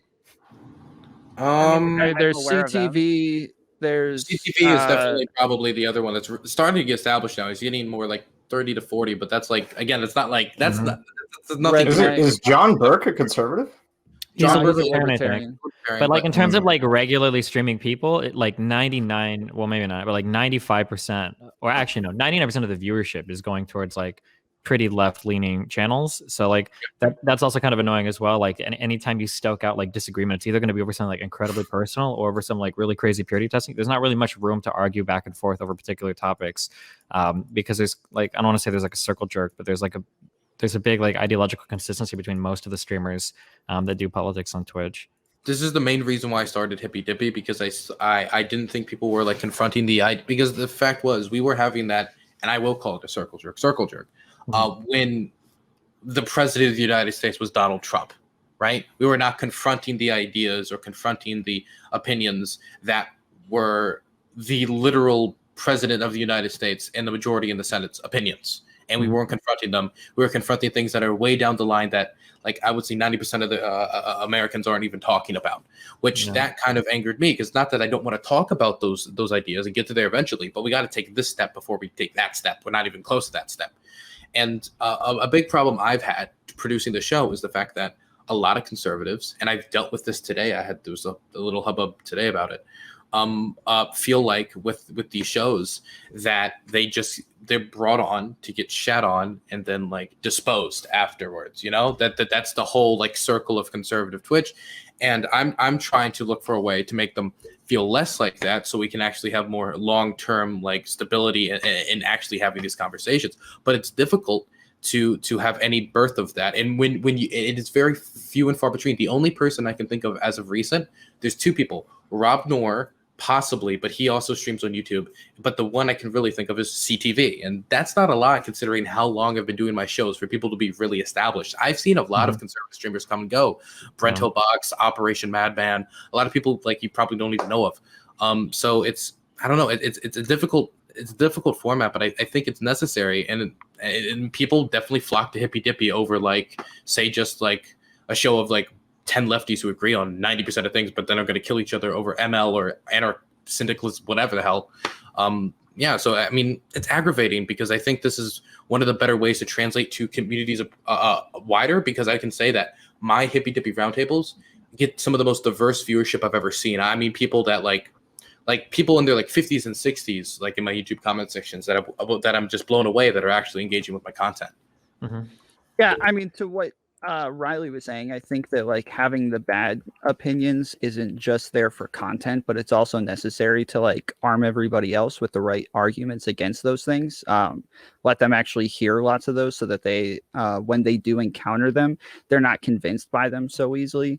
But I've been doing panels for a while, and when I got on the Twitch, it just seemed as though there was like this void where like everything was just blood sports, and that's why Like I tried doing this instead, and we had an all right-wing panel a couple weeks ago with most of those people on there, and it like the chat the entire time was like, this is cringe, like this is ridiculous. There were lots of people who were saying like, don't platform right-wingers, like don't bring a bunch of people on to have an echo chamber about conservative issues. I'm like, but that's what you guys do all the time. Like, why can't they do it too? Like, that's kind of ridiculous. Like, that is the idea, is that like right-wingers shouldn't even be platformed on a lot of these things. And lots of people I know specifically say like, no, I'm not going to go on the show if there's right-wingers on there.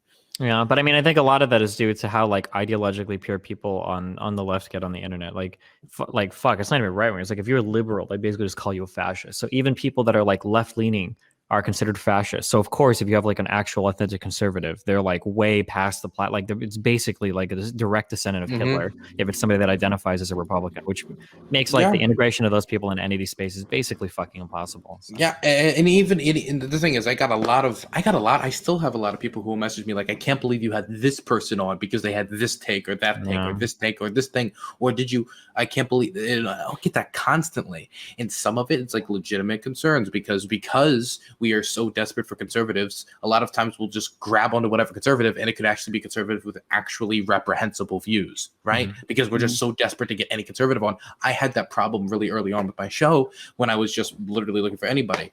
But now a lot of it just feels like people who just, their problem isn't that it's a conservative that they don't like. It's just the fact that they're conservative, period. And they're not really willing to engage with these ideas because we're giving them a certain amount of respect by allowing them to speak. But since those types of people are in the space and those types of people in my chat and the type of combative nature of a lot of these panels and the fact that like I don't moderate niceness, it makes these people, conservatives who are walking in this environment, not want to come back. And that is an issue I have to figure out how to deal with if I want the show to continue, because I'm getting a shorter and shorter list of conservatives. I had to make a special show specifically for recruitment just so I could keep up on a decent list of guests.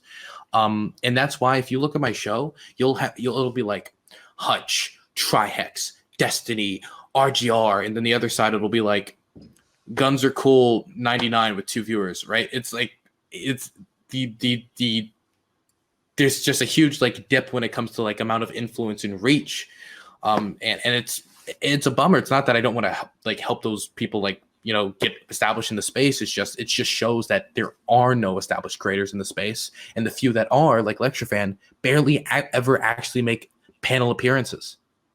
Yeah, I mean, for me, coming onto Twitch, almost my entire right-leaning audience has disappeared. Almost all of them. Like I started off on Facebook, then went to YouTube, and then went to Twitch, and now I stream on all three. But it's easily my farthest right-leaning audience is on Facebook.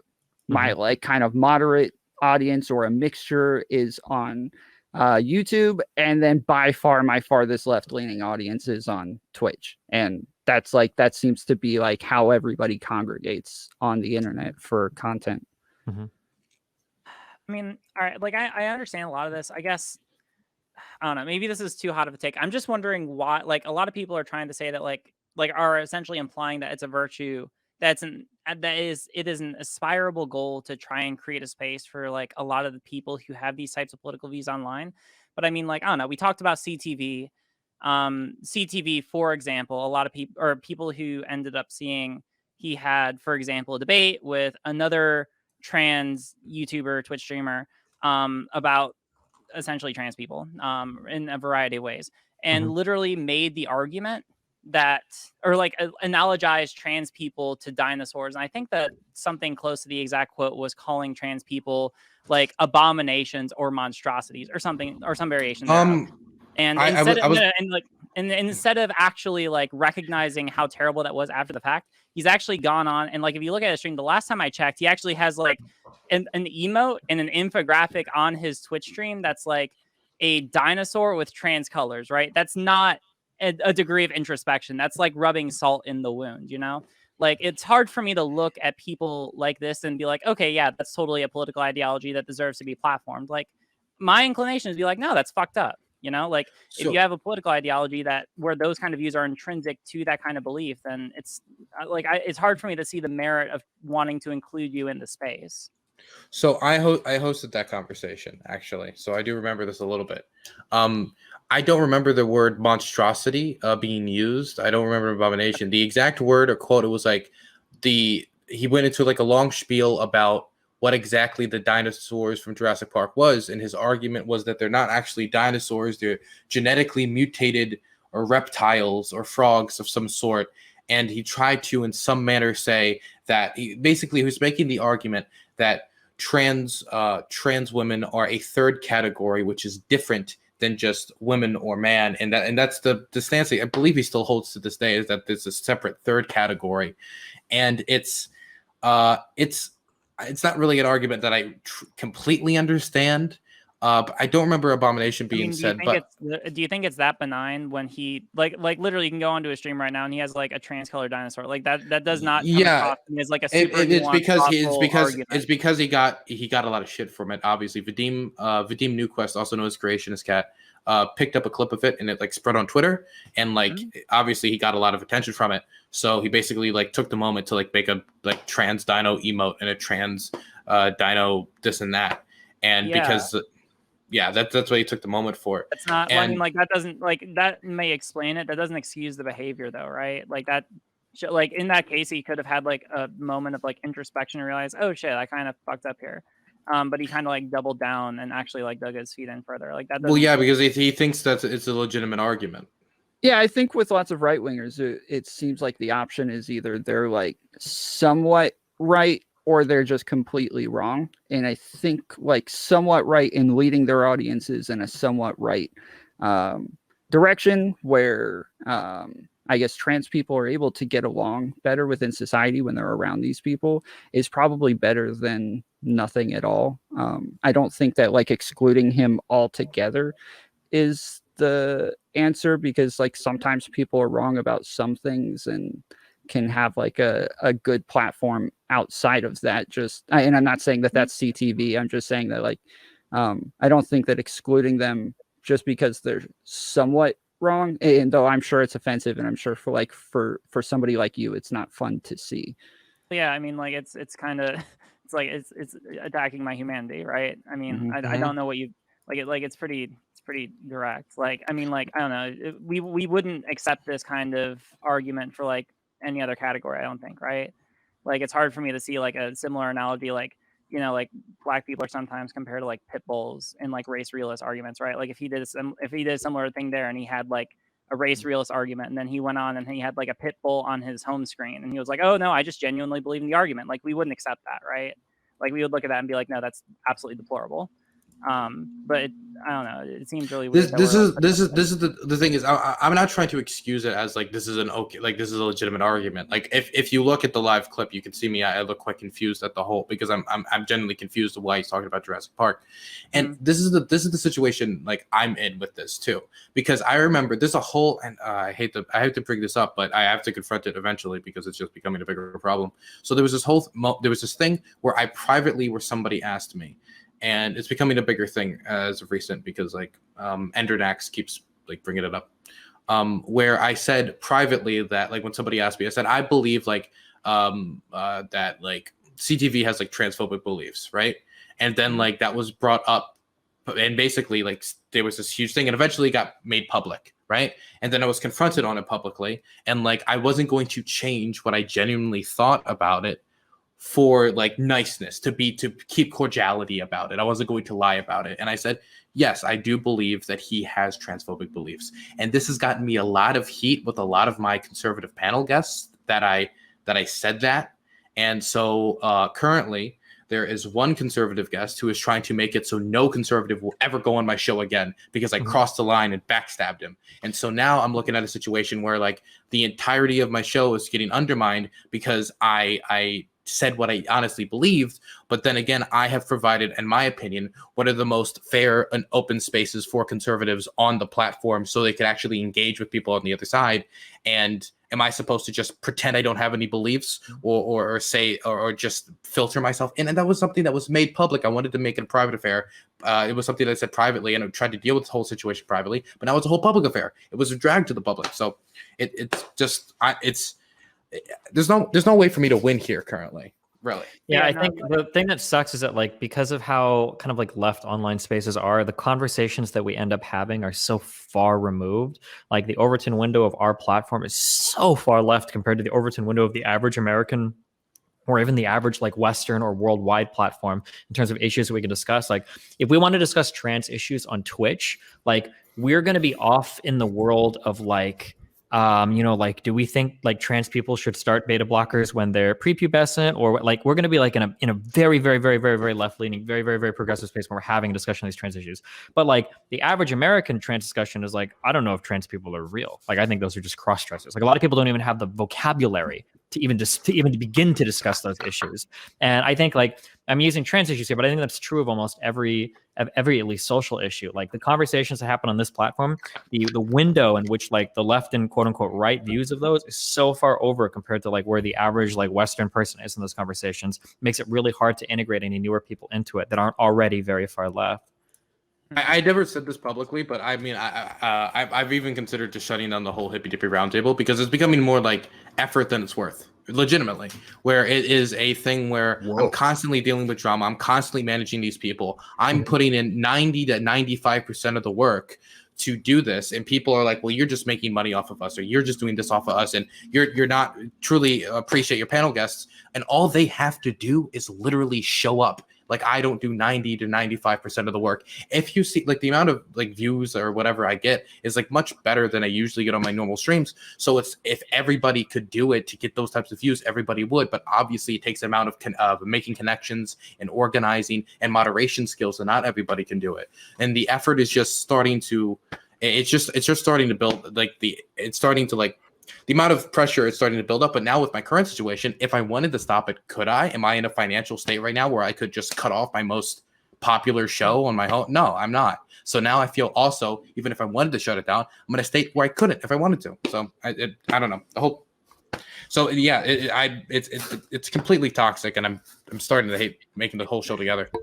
No, I mean, like, I don't want to put it like that. Like, I think that it's like there are positives and negatives, right? Like, the positive, like, when I brought kind of this line of dialogue to begin with, right? Like, it does drive a lot of viewership. It brings a lot of people to the conversation. Like, those are good things it does, right? In the ways that, a lot of other, like, like when I do like research streams, right? I probably get like maybe average, like sometimes I'll get like 30 to like maybe maximum 100 viewers for that, right?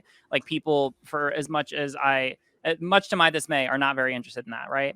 And so, like, it is a good way to be able to bring people to the table. The problem is, like, I guess that I'm just trying to figure out the ethical way to handle it, where essentially, like, pursuant to what you brought up earlier, like, there's like a tacit acknowledgement that, like, you coming out and literally just acknowledging what I think is like a pretty easy sell for a lot of people, or maybe that's just me. I don't know. Maybe the Overton window is so far removed that it's not an easy sell to a lot of people. To me, it's an easy sell that, like, those are blatantly transphobic statements.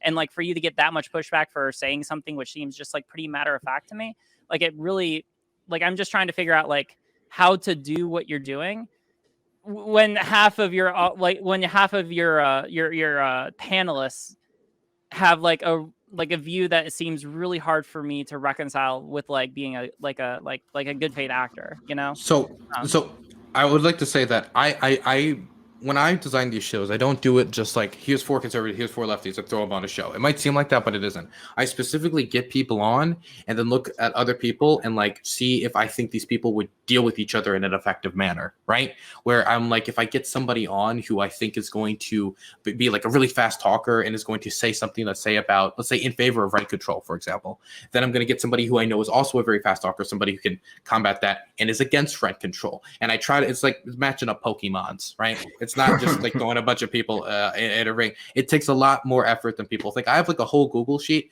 where everybody's ever been on my show has a spice meter. from 0 to like for like the maximum level, and like the spice meter actually like impacts on like how I match people up and stuff. It's so a lot of time and effort goes into it, and so I just if I was to bring somebody that had on a view that I found reprehensible or possibly dangerous to spread, I would always be careful to make sure that I had somebody in the room who knows how to deal with that and is comfortable dealing with it. Because I know a lot of people don't want to debate the topics that could be extremely personal for them. For example, if I wouldn't want to go on a stream with somebody who's like people who use drugs, people someone who supported Duterte, the person who's like literally just killed drug addicts. I couldn't do it because just how much that would personally like just be too much of a difficult conversation for me to have. So I would get somebody who also is willing and able, and I make very clear to them the type of conversation that's going to be.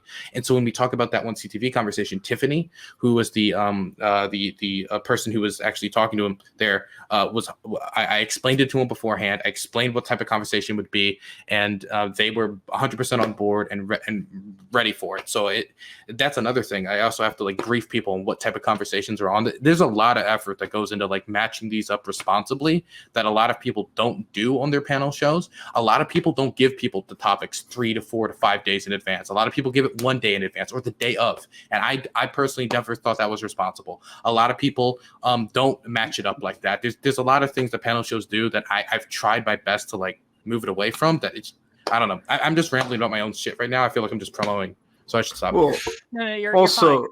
You're kind of at the center of this, right? Yeah, I mean, your show's a big part of it, like especially when we're talking about the direction that Twitch is moving, and you're one of the newer content creators, and you're growing at a fast rate, and you're somebody that would, especially younger, you're somebody who would help lead, towards whatever direction it is that we're going in, right?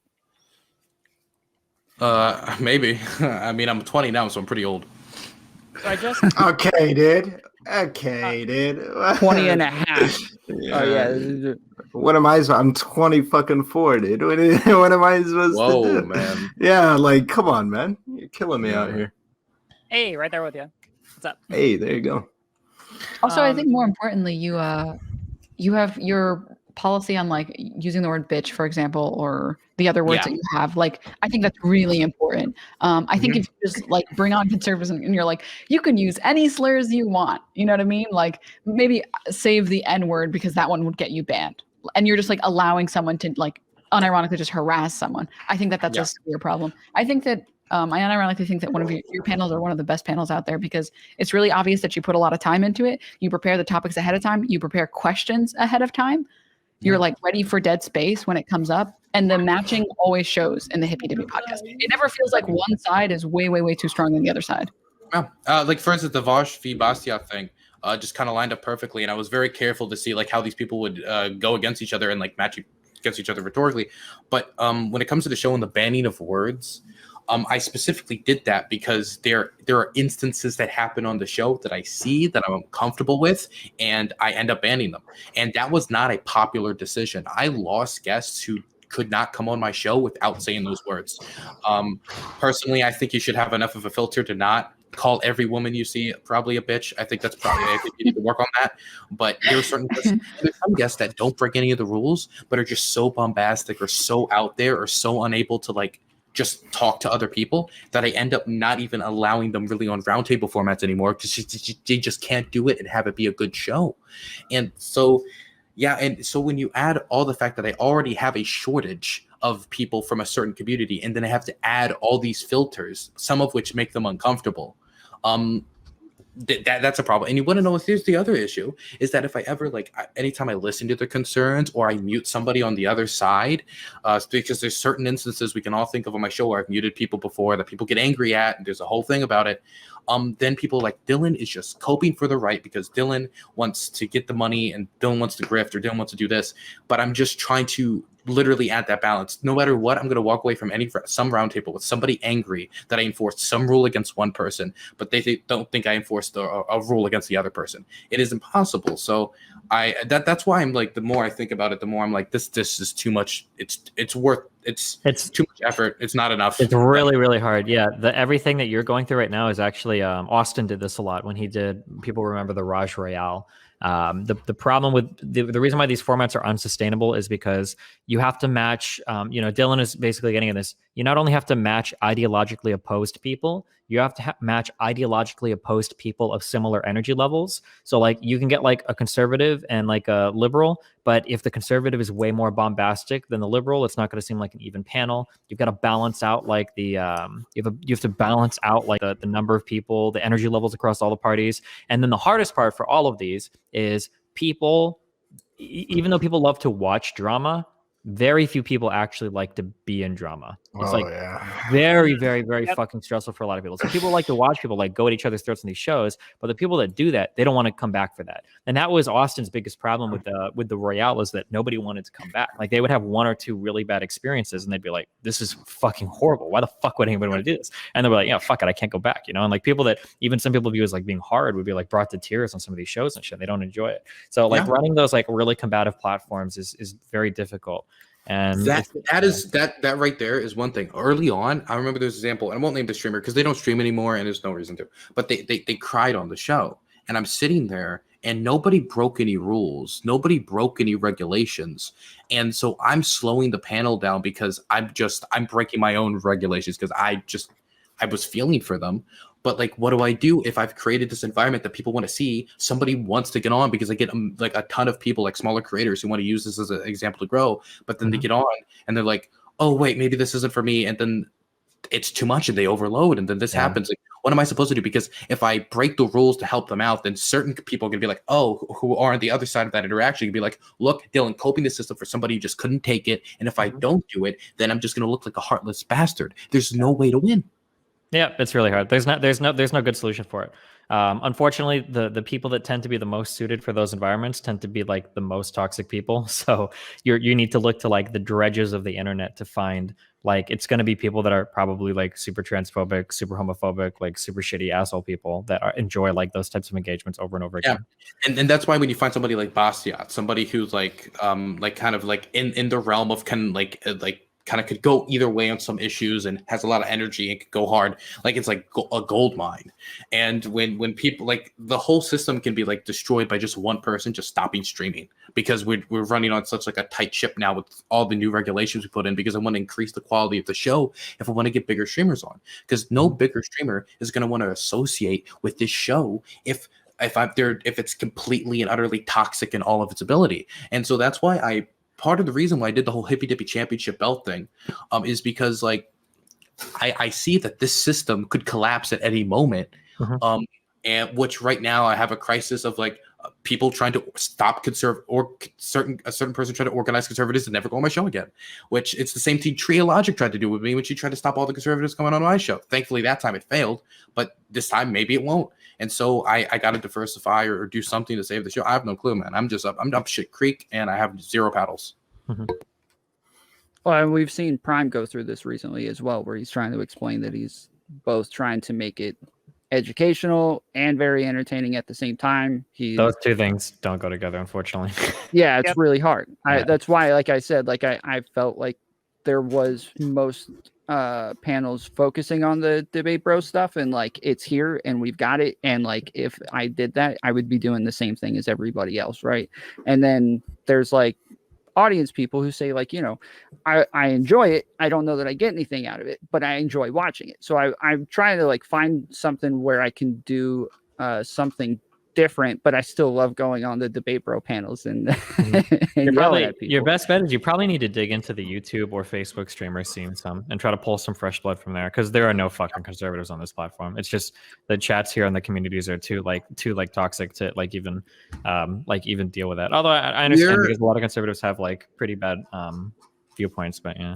We're doing that. We're actually that's originally how Rob Noor was discovered, and we're literally going through radio now. We're going through local radio broadcasters and finding like local conservative radio. We have dug so deep to keep this show flowing, and I mean you got to think. And this isn't a monthly show either. I do this every single Friday, right? Which doing this, because if you look at Prime Show, right? Prime Show is never like 4v4 conservative left perfectly balanced. It's like you'll see like a mix. Like it'll be like, oh, this is a neoliberal. We can kind of put them on the right. I got to do that, and I got to do that every single Friday. Topics a week in advance with all these regulations, getting people. And I've been doing this consistently. And I only missed one show, and I missed that show because I had a personal family crisis. I literally went through this whole recent thing and still was able to do the Hippy Dippy Championship. So I've been trying to do this consistently because consistency is important for this show to keep going. But there's just only so many conservatives and guests in the world, you know? It's only so many. Yeah, I mean that we didn't seem to have trouble finding them. The problem was like we filled up a panel of 9 or 10, and there were a lot more that wanted to come on, and the problem was the reaction to having an all right-wing panel. Like my audience freaked out, or the Twitch audience freaked out. Lots of my friends were like telling me like, dude, don't even do this. This is a waste of time. Like you're just going to be platforming bad ideas everywhere. So I do feel like right wingers are pushed off the platform. And I think like Destiny, you're right. Like I've been trying to like go to other platforms to find people who want to come on. And that's how we found Phil came from Facebook. Dylan, And then I snatched him up quick. You did? You snatched him up quick. Yep. So yeah. Or can I just pose? I'm sorry. I have to think about this, right? Because like, I don't know. I want to pose like an alternative hypothetical, and I want to see how people would feel about it. All right. So the platform that we have right now is largely left leaning, and we could say that a lot of people are too left, and that has created problems of its own. All right. What if it was the same but in reverse? Would we have the same like? Do we think, because right now we're giving like a lot of consideration to let people who are not as like, to let conservative people or like considering how to be able to get conservative people onto the platform, like, do we think that conservatives would extend us that same gratitude or that same consideration? It seems as if they do. It just seems like the lefties feel as though the right wingers are toxic and leave anyways, right? Well, I mean, like right now, I'm just thinking. I think stuff has changed a lot. I think it used to be the case, at least a couple of years ago, that right-leaning people seemed way more open to adverse conversations than left-leaning people would. I mean, that's kind of why I got popular, because I was one of the only left-leaning people that was actually willing to engage with right-leaning people. But I would say as of recently, that seems to have changed a bit, where right-leaning people aren't as open to conversations anymore. But that might be because a lot of them that were have just gotten banned off of everything, so you don't see them anymore. And then the only ones left are larger ones that obviously aren't going to engage in adversarial conversations, like, you know, Ben Shapiro or Steven Crowder, you know, or any of the big Mark Dice. Like, these guys aren't going to do it because they're huge channels. They have nothing to gain and everything to lose. Okay, I got to clarify something. When I said I do 95% of it, I meant me and my team do 95% of it. I want to make sure I give a shout out to my editor, to my dude, Danabo and Mr. Geek, who I would not be able to produce the show without them. I meant 95% in comparison to the guests who literally just have to show up, and half of them never even read up on the topics I end up giving them anyway. Damn, fuck them. Oh my god. Yeah, I mean, like, I don't know. I'm just sitting here thinking like let's compare this to, like, national politics, right? Historically, Democratic Party, especially at federal level, usually tries to extend like the same kind of courtesy to the Republican Party. Like, you know, basically this is a big reason why a lot of Democrats are like heavily criticized, right? Is that they're usually the party that tries to like extend the olive branch. You're like, oh hey, you know, we'll try to work with you. Oh hey, you know, we'll create a space for you. Oh hey, like that's literally Biden's entire platform. And it seems like every time that happens, Republicans almost never basically just like spit in that hand, right? Or like do everything that they can to like not return that good favor, you know? I feel like this is a meme that gets spread around a lot, but I don't know if this is necessarily true. Like, it feels like if Democrats have the opportunity to secure some sort of political power, it feels like the party goes for it. And then it feels like if Republicans have the opportunity to secure some kind of political power, it feels like Republicans go for it. The idea that like Democrats are always rolling over for Republicans, I don't think that's necessarily true. I think that there are some cases where you can point that out. So for instance, I think Democrats police themselves harder. So like Republicans will support Roy Moore and Democrats will kick Al Franken out of the Senate. Like, I think that like dichotomies like that are really crazy. But Mhm. I think that but I also think broadly speaking, I think that like content creators and the standards that they have in terms of inviting people onto their platforms are going to be different than like what we would expect in Congress as well. And I will say that regardless of the individual creators, the audiences are all equally toxic. Like any left-leaning audience will flame the fuck out of any right-leaning person. And even if right-leaning people are willing to talk to me, their audiences will flame the ever-living fuck out of me, and I'll see a ton of slurs and horrible shit thrown in there. So the audiences are all toxic no matter where the fuck you go. And I So, agree with okay. Sorry, Okay. go ahead. So the thing is, like, when we were creating these spaces, I created the space because I thought it'd be number one. I thought it'd be interesting for all of us. I thought it'd be like everybody would want to see it, which obviously I guess people did want to see it. But there's also the fact that if we want to like get more people online, like I got into this not just to talk to people who agree with me. I didn't just get into this so people like I could get a bunch of people who agreed with me and we could all sing Kumbaya in a semicircle. I did it because I wanted to get people who disagree with me to possibly agree with me. And there's a lot, and I would say compared to a lot of creators on Twitch who are left wing, I have probably one of the highest amount of conservatives in my chat comparative. That's still a low percentage though. It's only ended up being like 20%, maybe 10%, which is a high percentage for left-wing creators, which just shows how little there are. And so if we want to change people's minds, we got to bring right-wingers into this space to then hopefully change their mind. Like, isn't that the whole point of what we're doing here, is to hopefully convince people that we have the best ideas? No, that's not most No. people's goal, but I think that's a noble goal. But I think that most people are just interested in trying to make as much money as they can off the largest audience they can grow. Well, I like money too, but I mean, I like both. Or at least the larger content creator gets, seems to be like the bigger drift towards that, is you maintain whatever ideological positions are the most popular ones to have so that you can get the biggest audience possible so that you can make as much money possible. It seems to become the goal. Yeah, I mean, I think it's all relevant. Like, you want to have the best content that people are actually going to be interested in, or that's actually helpful to them so that they keep coming back so that you can keep making money. So, I think it's all just as relevant as the other. We have a straw poll in the private chat. If any of you want to vote on it or post it in your chats, we'll move on to the next topic in just a second. And you guys can let me know if you guys have a preference as well.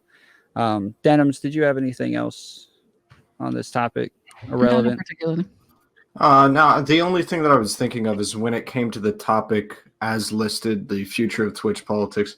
I just we don't really have time to get into it, but I think something pretty worth talking about is the responsibility that large content creators have for committing to and or facilitating direct action, and whether or not we should have these larger content creators whose means are far beyond what they need for themselves to perhaps push them into a position and say, yeah, you should really be doing like direct action, and whether or not we should move the culture of online politics towards that direction, or if it's simply okay for them to be entirely hands off with direct action. I think that's a conversation I really wanted to have around that idea, but definitely isn't time unless the last and we still have time. But... Yeah, like that was kind of my main idea when bringing up this topic, is like, how much do we expect everybody to do that? Do we want them to do this in just like, local stuff with mayors or for Congress or for president? Like, do we want them trying to do this with everything? Are there other things that they can do this in with, like charities and nonprofits?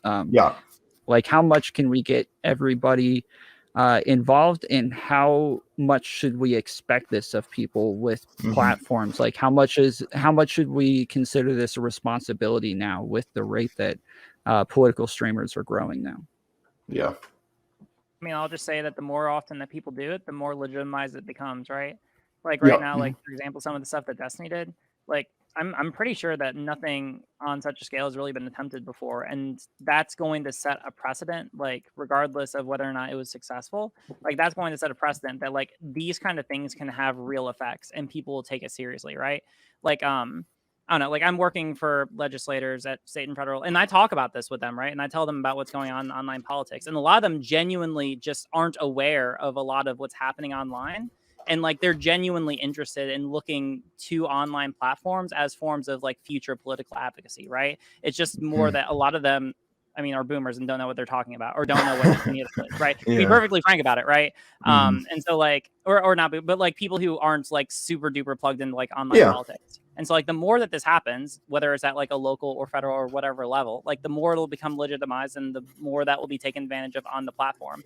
And it will legitimize like a lot of what we do and get us out of the realm of like political hobbyism, which is I think Yeah. where a lot of us tend to perceive of us occupying most of the time. Yeah, for sure. So yeah, do more of it and lots of it, and as much as you can reasonably. Like don't break your back over it, but like Yeah. like whatever you're able to do.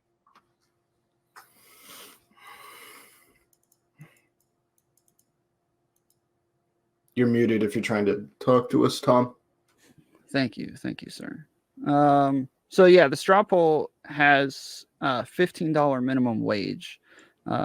Pretty by far the one that everybody wants us to talk about, but I feel like this is going to go into another thing where everybody just says the same thing, and then we'll move on. But if that's the case, then we'll go to the second highest voted one. Who wants to start off on $15 minimum wage? Are we talking about whether 15-hour minimum wage is good or whether Biden failed the country and not trying to push for 15-hour minimum wage? What are we talking about? Well, if you think it's good, then you would assume that Biden failed the country. But I guess like whether or not you think it's good, whether or not you think it's enough. I know that lots of progressives were pushing for $30 minimum wage. Do you think that we should do this locally instead of federally? Like what are your takes on $15 minimum wage? Who was pushing $30? Yeah, that's what I was wondering. Delusional fucking virtue signaling dipshits on Twitter were. Twitter. Okay, so not real life. Yeah. Okay.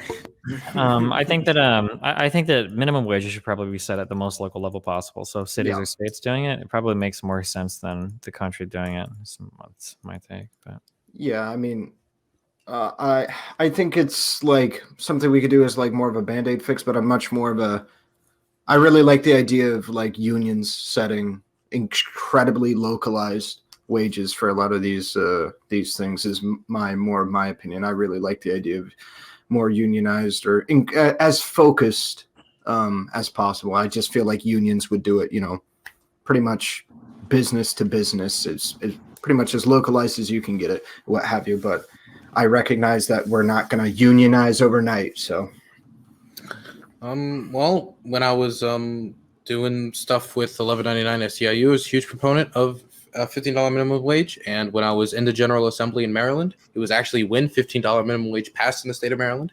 And I saw all the kind of stuff to water it down slowly and how eventually the idea of it ever being tied to inflation was gutted, and the amount of how long it was going to be spaced out got further and further and further, and how certain things didn't apply to tipped workers, and eventually it got through. But after it got into hell. I understand a $15 minimum wage is not perfect for a wide variety of reasons, but I don't pass legislation thinking it's going to be perfect. I understand there's going to be according to the CBO report, there's going to be people who lose their jobs. I just think in the long run, and it has to be a spaced out implementation where every year you have a little bit of an increase. If you don't do it that way, more businesses are going to lose pointlessly, go under. I think with the spaced out implementation, the net benefit would be good due to the amount of more money in the pockets of working people and them having more disposable income. And I think that could be something that jolts the economy up. And the one main thing that did scare me was this idea that it might increase inflation, but I haven't seen a single time in our nation's history where increasing the minimum wage actually led to inflation. So I think that's a silly concern. Denims? I think that the being upset at Biden is, I don't know. I haven't been on this bandwagon. I think it's kind of silly to be on it. Maybe it's not. I don't know. I think that anyone who is against the $15 minimum wage, I'm not sure I've seen a single argument that's been against the $15 minimum wage that's been salient. It doesn't seem to actually have, there's no evidence that I've seen that shows that unemployment goes down. In fact, there's some studies that show that unemployment has gone up after increasing minimum wage in certain areas. If you want people to have a certain standard of living, a minimum wage could make sense. If people think that the minimum wage is still too low for certain cities, which is true, $15 minimum wage, for example, is very, very little in New York, even though that is the current minimum wage there. You would have a state policy that would round out those edges, right? Because obviously even if you thought a $30 minimum wage was worthwhile in a city like New York or Seattle or LA or whatever, that would not be great maybe in the Midwest or some shit. So yeah, in favor of $15? Yeah, Riley. I don't know. I don't want to say too much because I'm not as strong as like a lot of economic arguments, and I'm trying to learn more. It sounds like a pretty decent argument. I'm not sure how it's going to be able to pan out. I'm not sure if people have been following. I assume people have been following what's been happening with the COVID Relief Act and the recent decision from, I think it was the Senate Secretariat, that it wouldn't be includable, and how Ilhan Omar and a bunch of other people are calling for her to be fired now. I mean, like, this isn't necessarily related. It just seems like if it is an idea that we want to be able to implement, and we're talking about implementing as quickly as possible, from what I understand, a budget reconciliation, the COVID relief package might not be the best way to be able to accomplish it if we have to use budget reconciliation, because as my understanding of her ruling was, it's just something that logistically wasn't able to be done through the process. And people are trying to take out the fact that she came to like an accurate judgment or ruling out on her personally. Something that I agree 100%. On that, something that's really fucking annoying to me is for all the memes of calling other people like fascists and blah blah blah. I really don't like the idea that like we need to bend towards like totalitarianism and start eradicating sections of the government if they're not doing what we like. Like if 15 an hour minimum wage is really important, then the fight for that is during the midterms and the on-season elections. Like you need to get more than the razorist, thinnest fucking margin you possibly can in the Senate if you want to pass stuff like this. And the idea that like, well, we didn't get enough in the Senate, so now we need to change every fucking process we can figure out how to change. I don't know, that kind of stuff like really bothers me. Can you let me explain quickly, because I see people like, I saw a few people like, why can't we just like bully Manchin? So the thing is, if we look at the two people, it's Sinema in Arizona, who I do think there actually might be some room to pressure her due to like how Arizona's like set up in politics, and it's more somewhat balanced. But West Virginia is the most Trumpy Trump state in the literal country. You're not going to find anything more Trump country. And we've seen Democrats in that state that we funded with our money from our party flip before. Jim Justice is the perfect example. Their governor was a Democrat who then just flipped Republican when it became a decent opportunity or when he was put in a tough spot. That's what he did. He literally switched parties after we funded his campaign and pushed him in there to get a Democrat elected in West Virginia. So Joe Manchin, whether we like it or not, holds a lot of political clout because we can't do anything without him. And if he doesn't want a $15 minimum wage, we have to expand the Senate majority if we're going to get it through. There's no Kamala, and that's not to say that the Biden administration hasn't tried to some extent to bully him. I do think there's some carrotistic approach that could be taken. Kamala did go down to his state and talked about the benefits of a $15 minimum wage. If you can get his electorate to support a $15 minimum wage, then boom, then maybe you have some leverage power. But you got to make that support much wider before you could even apply that tactic. And you would also need to make that support wider amongst Republicans in the state as well.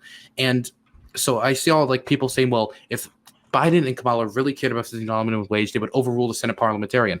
Why would you do that thing that breaks precedent if it literally doesn't achieve anything without 50 votes? Because people seem to think that breaking the parliamentarian on its own is going to somehow magically make 15 an hour work. It's not. It's not. The bill's going to die on the fucking Senate floor. And then all of the coronavirus relief, all your relief is fucking gone. And then it's this huge shit show fight. Like, if you wanted a 15 an hour minimum wage, it needed to come with a larger Senate majority. You need probably 52 in the Senate to do it. The idea that like with 50 and like the idea that people's like go to is like, we need to threaten the Dems that we have when we are like barely holding onto the fucking ship, rather than, as you said, expanding our Senate majority lead, is like, Jesus Christ, just triggers everything fuck out of me. And then people are trying to pretend that like Biden should be able to do this unilaterally somehow. And all of this is already, as you said, like it's being pointed out that like this needs to be passed on the back of a fucking coronavirus relief bill. It's just so stupid. Look, and that's not to say that us using big relief bills to get our legislation through isn't a tactic we should employ. We live in the age of pork barrel politics, so we have to do it. I think that this is something we can do, and I think that's something we should do, just strategically, because the Republicans do it. We have to do it. If that tactic is no longer employed, then we shall get to the level of more decorum. But that isn't the age we exist in. But this is something that's such a big note, such a big impact, that it's just not something we can kind of slide in there. This isn't like an extra few million to like a few billion to COVAX or something. This is a game changing across the board, and it's also tied to medium wage income, which I'm actually very happy about. So yeah, this is something where unless in the next few days he can convince Joe Manchin, by the best way we convince Joe Manchin here, honestly, is by offering him something in exchange for it. And it's something in exchange for West Virginia, like some local development or some local thing that would make it worth it for him. I don't know what that would be, because I don't know, because what if he just does what Jim Justice did and just switch parties? He could do that. And you want to know what? Mitch McConnell, right when we got the majority, approached Joe Manchin and offered it to him. That offer's on the table. And I think he did that offer not thinking that he was going to take it, but so he could put leverage on Democrats not to put a ton of pressure on him to get these progressive policies through. This is everybody knows that this is the situation Joe Manchin's in, and he has a ton of clout. It's just what more can we do? Got more Senate seats, yeah. I mean, but what should the process be instead if we want minimum wage to go up? Like, can the we process is like, you need to get the Senate majority to pass the bill. That's it. It's how our government is supposed to work, right? Like, well, I mean, more like, I don't know that I want a flat minimum wage across the board for the entire United States. And states can pass their own minimum wage then, right? They can, but like whatever the minimum wage is at, I believe most states actually leave it at that, right? Like most of them keep it at $7.25, and I feel like there, instead of having like an actual dollar amount, couldn't there be like an algorithm to like for like you know, how much your citizens are making, or how much like the cost of living is around there, to decide how much people should be making per hour? That'd be cool, but I don't think anyone's done it. And then also, just to be clear, I think 29 states right now have higher minimum wages than the federal minimum is required. So the majority of states have their own minimum wage set. Yeah. Okay. So sorry. I want to respond to something in chat that's getting me a little angry. Somebody's saying, well, why don't we just make Puerto Rico and DC a state? Because this is it's more divisive to do that than it would be to do this. If we can't even get this through, how are we going to make those two places? Trust me, I live in the Metro DC area. I want DC to be a state, but you can't just snap that into existence. That's a complicated process. We haven't admitted a state since what, 1955 or something? Like there's a reason why we haven't been able to do it. Do you not think the Democrats see the obvious strategic victory of having 2 extra senators from DC, one to possibly 2 extra senators from Puerto Rico? Like that gives us a ton of like obvious. I think it would actually balance out the Senate to some extent and make it a little bit more fair, because it's currently screwing the Democrats due to just geographics. But if we can't get this to, how are we going to do that? Yeah. But what are you going to do? Also, just to comment on like the algorithm idea, I just want to say that like, I don't know, because I'm pretty familiar at this point with like the way, like with the like legislative bill drafting process at this point, and like people who draft legislation, and especially like like delegates or senators or representatives who propose legislation, they often are not familiar with economics. Usually whenever they propose bills, it's either like one of a couple things will happen, right? They'll either go to, so like at the state level in Maryland, what they'll do is like you'll have a delegate who will approach the Department of Legislative Services and basically be like, hey, I have an idea for a bill. Can you like basically cobble me together something and give me whatever the best you could do? That's one way that's done. Sometimes interest groups will approach with like a pre-made bill. So the legislator isn't even like in the process of making one. They just kind of like glance at the bill and like, oh, okay, this seems cool, I'll submit it, right? But like oftentimes like it's like the kind of systems that you're proposing, like they can be implemented, but often like the more complex you make a bill, the less likely it is to get through the House and the Senate, because you need like essentially whenever you propose something, the rule in the back of my mind from my class and my work is that like you essentially have to bat 100, right? And the way that you do that, or one of the ways that you do that, is by making bills as simple as possible. Like a bill that does one thing and one thing really good is going to be super likely to be able to actually get through the House and the Senate for state or federal level. The more complicated you make it, the less likely it is to get through, right? So I can agree that like having like a specific algorithm could be really cool, but like it's going to be really hard to actually like meaningfully get that through Congress. No. Yeah, I think I agree with you. I just think that that's what would be necessary. Like I think that one way or the other, either some states are going to have a minimum wage that's too low, or some states are going to have one that's too high. And like it, especially with just a flat number across the board, that just to me seems ridiculous. I don't know. Mm-hmm. I'm sorry, but chat's actually killing me. You can't just make them states. Like, no, okay. So I see some people like, okay, well, like Puerto Rico should just have a vote. No, if they had a vote and they all voted in favor of it, that doesn't make them a state. The rest of the state, like the union, would then have to accept them as a state. Like, if that's the case, then like Liberia would just be like, how do we deal with our debt crisis? We're a state now. Like, that's not how that works. And again, DC would have to still go through a process. Like, I believe its status is like enshrined. So you might. No, it's not that simple. I want them to be states. I want them. I have lived near DC. I'm a Metro DC, been a Metro DC area resident the entirety of my life. I want them to be a state, but you don't just clap that into existence. You'd have to win that. You'd have to win more power. Yeah, I mean, it's actually in the Constitution that like the capital shouldn't be a state. They can just shrink the capital around like necessary buildings and make DC part of Virginia, I suppose. Now we did all kind of end up agreeing on this again. The other topic was should we abolish gender? And this isn't necessarily like I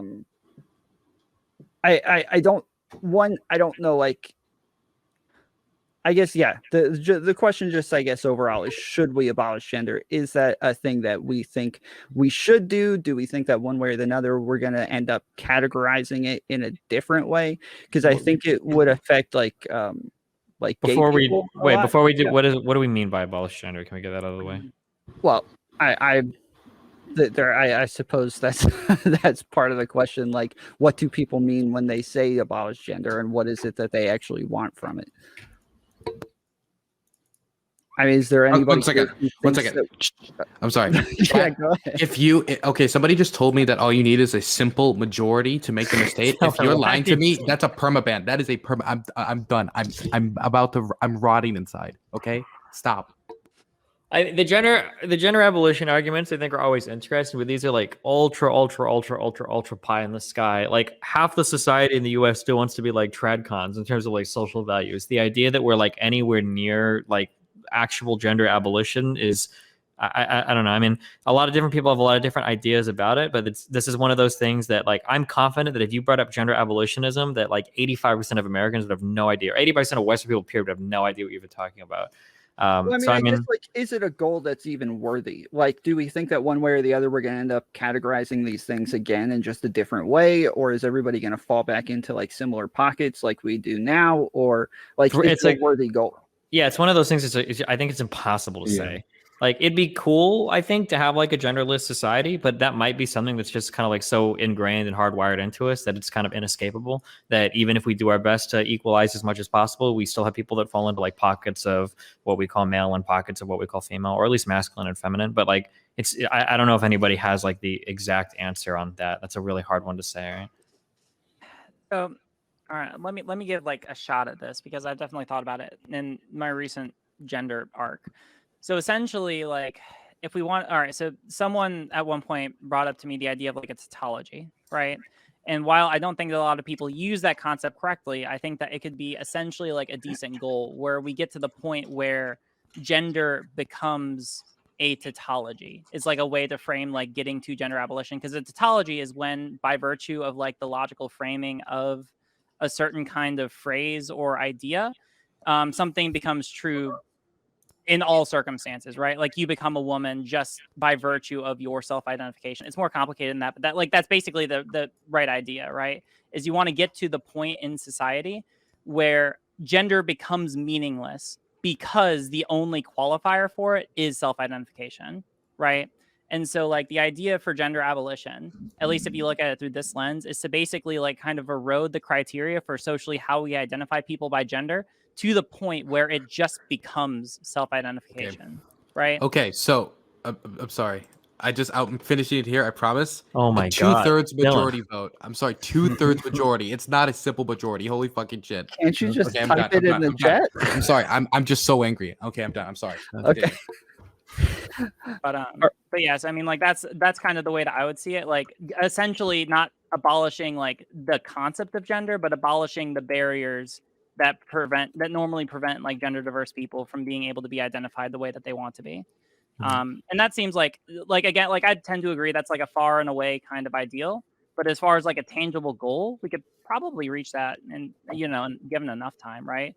Like with the normalization of like trans people in society, like we have like people like normalization of women with deeper voices. Before we had it where normally women were recognized to have like a specific kind of voice. You normalize trans people, suddenly the average reasonable person doesn't necessarily require people to have a specific voice to be a woman. Cool.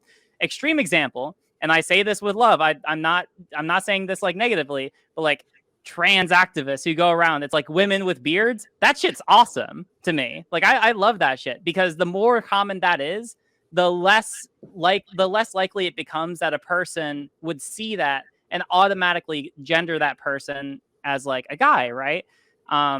Like the more that we normalize that in society, and like the more that we do this with like different characteristics, eventually we just kind of rode this away to the point where it's like the only thing that people look for is like, hey, what pronouns do you use, right? I think that's pretty cool. That like that seems like trans liberation. Now is that like super far and off in the future? Like, yeah, we're talking like cyberpunk future or whatever. I haven't played the game. I just assume that's the context of that game, right? Like super far in the future kind of gender ideas. But I mean, like, yeah, like that's not necessarily getting rid of gender, just making it easier for people to be able to be labeled in the way that they want to be. Like gender presentation. Yeah. Or just like self-identity. Yeah. But wouldn't we lose like the idea of what it is to, I guess, be gay in a genderless society? It's a little bit, that's a good question.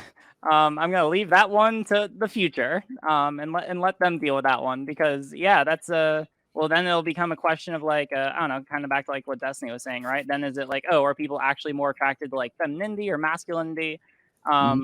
Maybe it turns out that actually everyone is just like some degree of pan on like a scale or a spectrum. Like, I don't know, that's something that we're probably gonna have to deal with in the future. Yeah.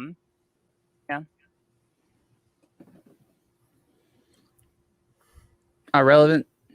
I mean, I would kind of agree with that. I think the vast majority of people are probably just attracted to like masculine or feminine characteristics. An example I like to use, there's a thing that some people say where it's like, if you're not attracted to a trans person, are you transphobic or what have you? And I feel like a knee-jerk reaction on either side can be like yes or no. But like an example I'd like to give that like kind of shows why I think the language that we typically use where like you're just attracted to men or you're just attracted to women is really obsolete is, let's say that you're attracted to an individual.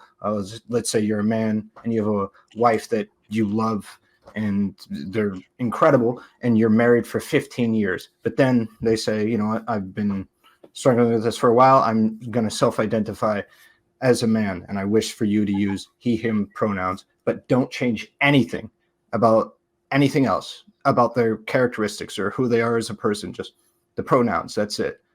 Like, would you stop loving that person?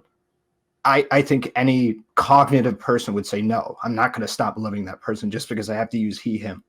So that kind of like framework of thinking would kind of make it so that way you would necessarily, if you don't date a trans person, you would be transphobic if the question is phrased like that. And the reason why I think that question has merit is because it's really insufficient to be able to just say I'm attracted to men or attracted to women, right? Because you're a straight man. Does that now make you gay or something like that? It's like by that argument, then nobody would reasonably be straight or even necessarily gay, because we can do the same example with two, gay men or gay women. An exact same example would still hold. So it's like, I think the language that we use around I'm a man attracted to men or I'm a woman attracted to men or whatever is kind of insufficient. And it's more about like characteristics or different things that we deem to be attractive. I think that argument kind of explodes the whole concept of being attracted to men or women or what have you. So, yeah. Yeah. I mean, I think what got me thinking about this is the last time I talked to Destiny was on like a Prime panel, and it sounded like, Destiny, you were saying that like you almost psyched yourself out of being straight by like breaking down cultural norms to say that like what you thought you liked about women was actually just not, it wasn't inherent to women at all. Or just like thinking about, you can think about like anything, any like preconceived notion of like that. Like there's a lot of people that would say like, oh, I'd never date a black person, right? But usually it's just because you've never met any black people. You just see them on TV and you think they're all like gangbangers or something. True. Like, like thinking about and like breaking down those types of things in your head, I think is usually the best way to get over them. But I mean, like, you're still allowed to have your preferences afterwards. Not everybody needs to be like a pansexual, vegan, trans loving, whatever, blah, blah, blah, whatever. Like, not everybody has to be like the most like open, polyamorous, whatever in the universe. Like, you can still have your preferences. It's just good to make sure that, you know, they come from a place of genuine desire and not like, oh, I think I have an internal fucking hatred for a certain group of people. Mm-hmm. Denims? I don't have a lot of opinions on gender abolition. I just haven't studied it nearly enough to be like, to have some. I think like the idea of everyone being like bi or pan makes sense or sounds cool or something. But I've also talked to people who are like very just like incredibly straight, and it seems to be like a preference in terms of genitals more than it is anything else. So I don't know how that would fit into the picture. Not something I've just like thought about and tried to figure an answer out with gender abolition. Dylan, you got a minute to take from yelling at your chat? I'm sorry. I'm just, because now we've got back to the filibuster. So even if it was a simple majority, okay, Joe Manchin is still holding the filibuster. So we're back to square one. So we saw nothing. Okay, Dylan, just leak the name of whoever keeps saying this shit. I just want to ban him from my chat. I don't want them to derail my chat room as much as they're derailing yours. Okay. Just leak me the name, man. Yeah. Okay, so I don't know. I don't know how to put this. It's not really a topic I engage with much. I just like being able to do men. I don't know what else to say. I just like both. So but I like men more. I mean, I don't know what I do. I mean, I think like for me, I'm specifically interested in it because like, yeah, it's going to take a long time to do something like that. But if that's the option, if that's the direction that we think we're supposed to be heading in, then like that's we would want to raise our kids a different way, right? Like we would want to start like I think like lots of these things are already out there with like trans people becoming like more accepted within society. There's like butch lesbians. There's like lots of gay men are very feminine. And so like I think we're already kind of doing this, but I think we also like reinforce a lot of ideas of what it is like to be a man or to be a woman, like being a breadwinner or being a protector or you know, being dominant, being the person who like makes the first move. Like I think that we still reinforce a lot of gender roles anyways, and so like if this is a direction that we actually wanted to try to head in, like I think it's an important conversation to have, especially when we're raising like the next generation, right? Mm-hmm. This is actually something I've talked to my partner about this for a while, and about like would we raise our children like genderless, and it's actually something like I have no clue like how to answer that, because like the logic's like, well, what if they end up being trans? And I guess it's just then I guess it would make sense to do that, but like the odds of that are also like super duper low, but just in case, wouldn't it be the right thing? So I guess the thing we ended up like concluding on is like, well, I guess we just give them like a kind of more of a gender neutral name and just see how stuff goes. Basically, we just like would see what they do, and then we just follow. Yeah. Okay. You're gonna name them Dylan. Yeah, Dylan Jr. Amazing. All right. Well, I guess we can go around, let everybody do a quick outro. I appreciate all you guys coming on. Awesome conversations. Let's see. Happy birthday, Dylan. Appreciate you taking time on your birthday coming on here.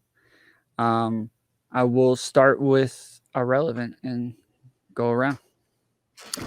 Hey, Twitch.tv/Ahrelevant. I like to do a lot of political content late at night. Anybody doesn't know what time I stream, it's roughly speaking about 5 hours later than what time it is right now, 5 or 6 hours later than what time it is right now. So absolutely dead night shift type stuff. But I like to have fun at night. I have more energy at night. I'm trying to do more panels like this, trying to make a comeback to panels. But, you know, with the schedule like that, it gets a little bit hard. Thank you for having me on, Tom.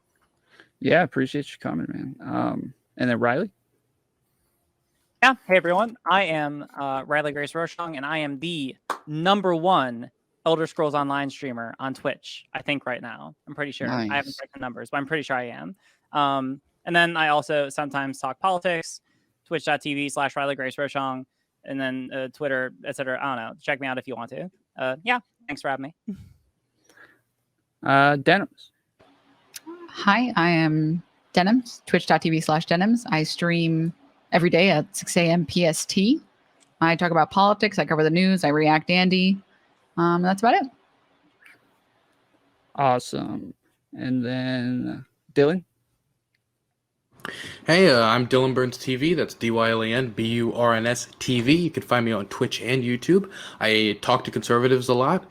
I try to engage with them a decent amount because I want to concentrate my efforts more talking with the right and engaging with the right and seeing what we can make of that. I host the Hippie Dippy Roundtable every Friday at 8 p.m. Eastern Standard Time, which is also uploaded on YouTube.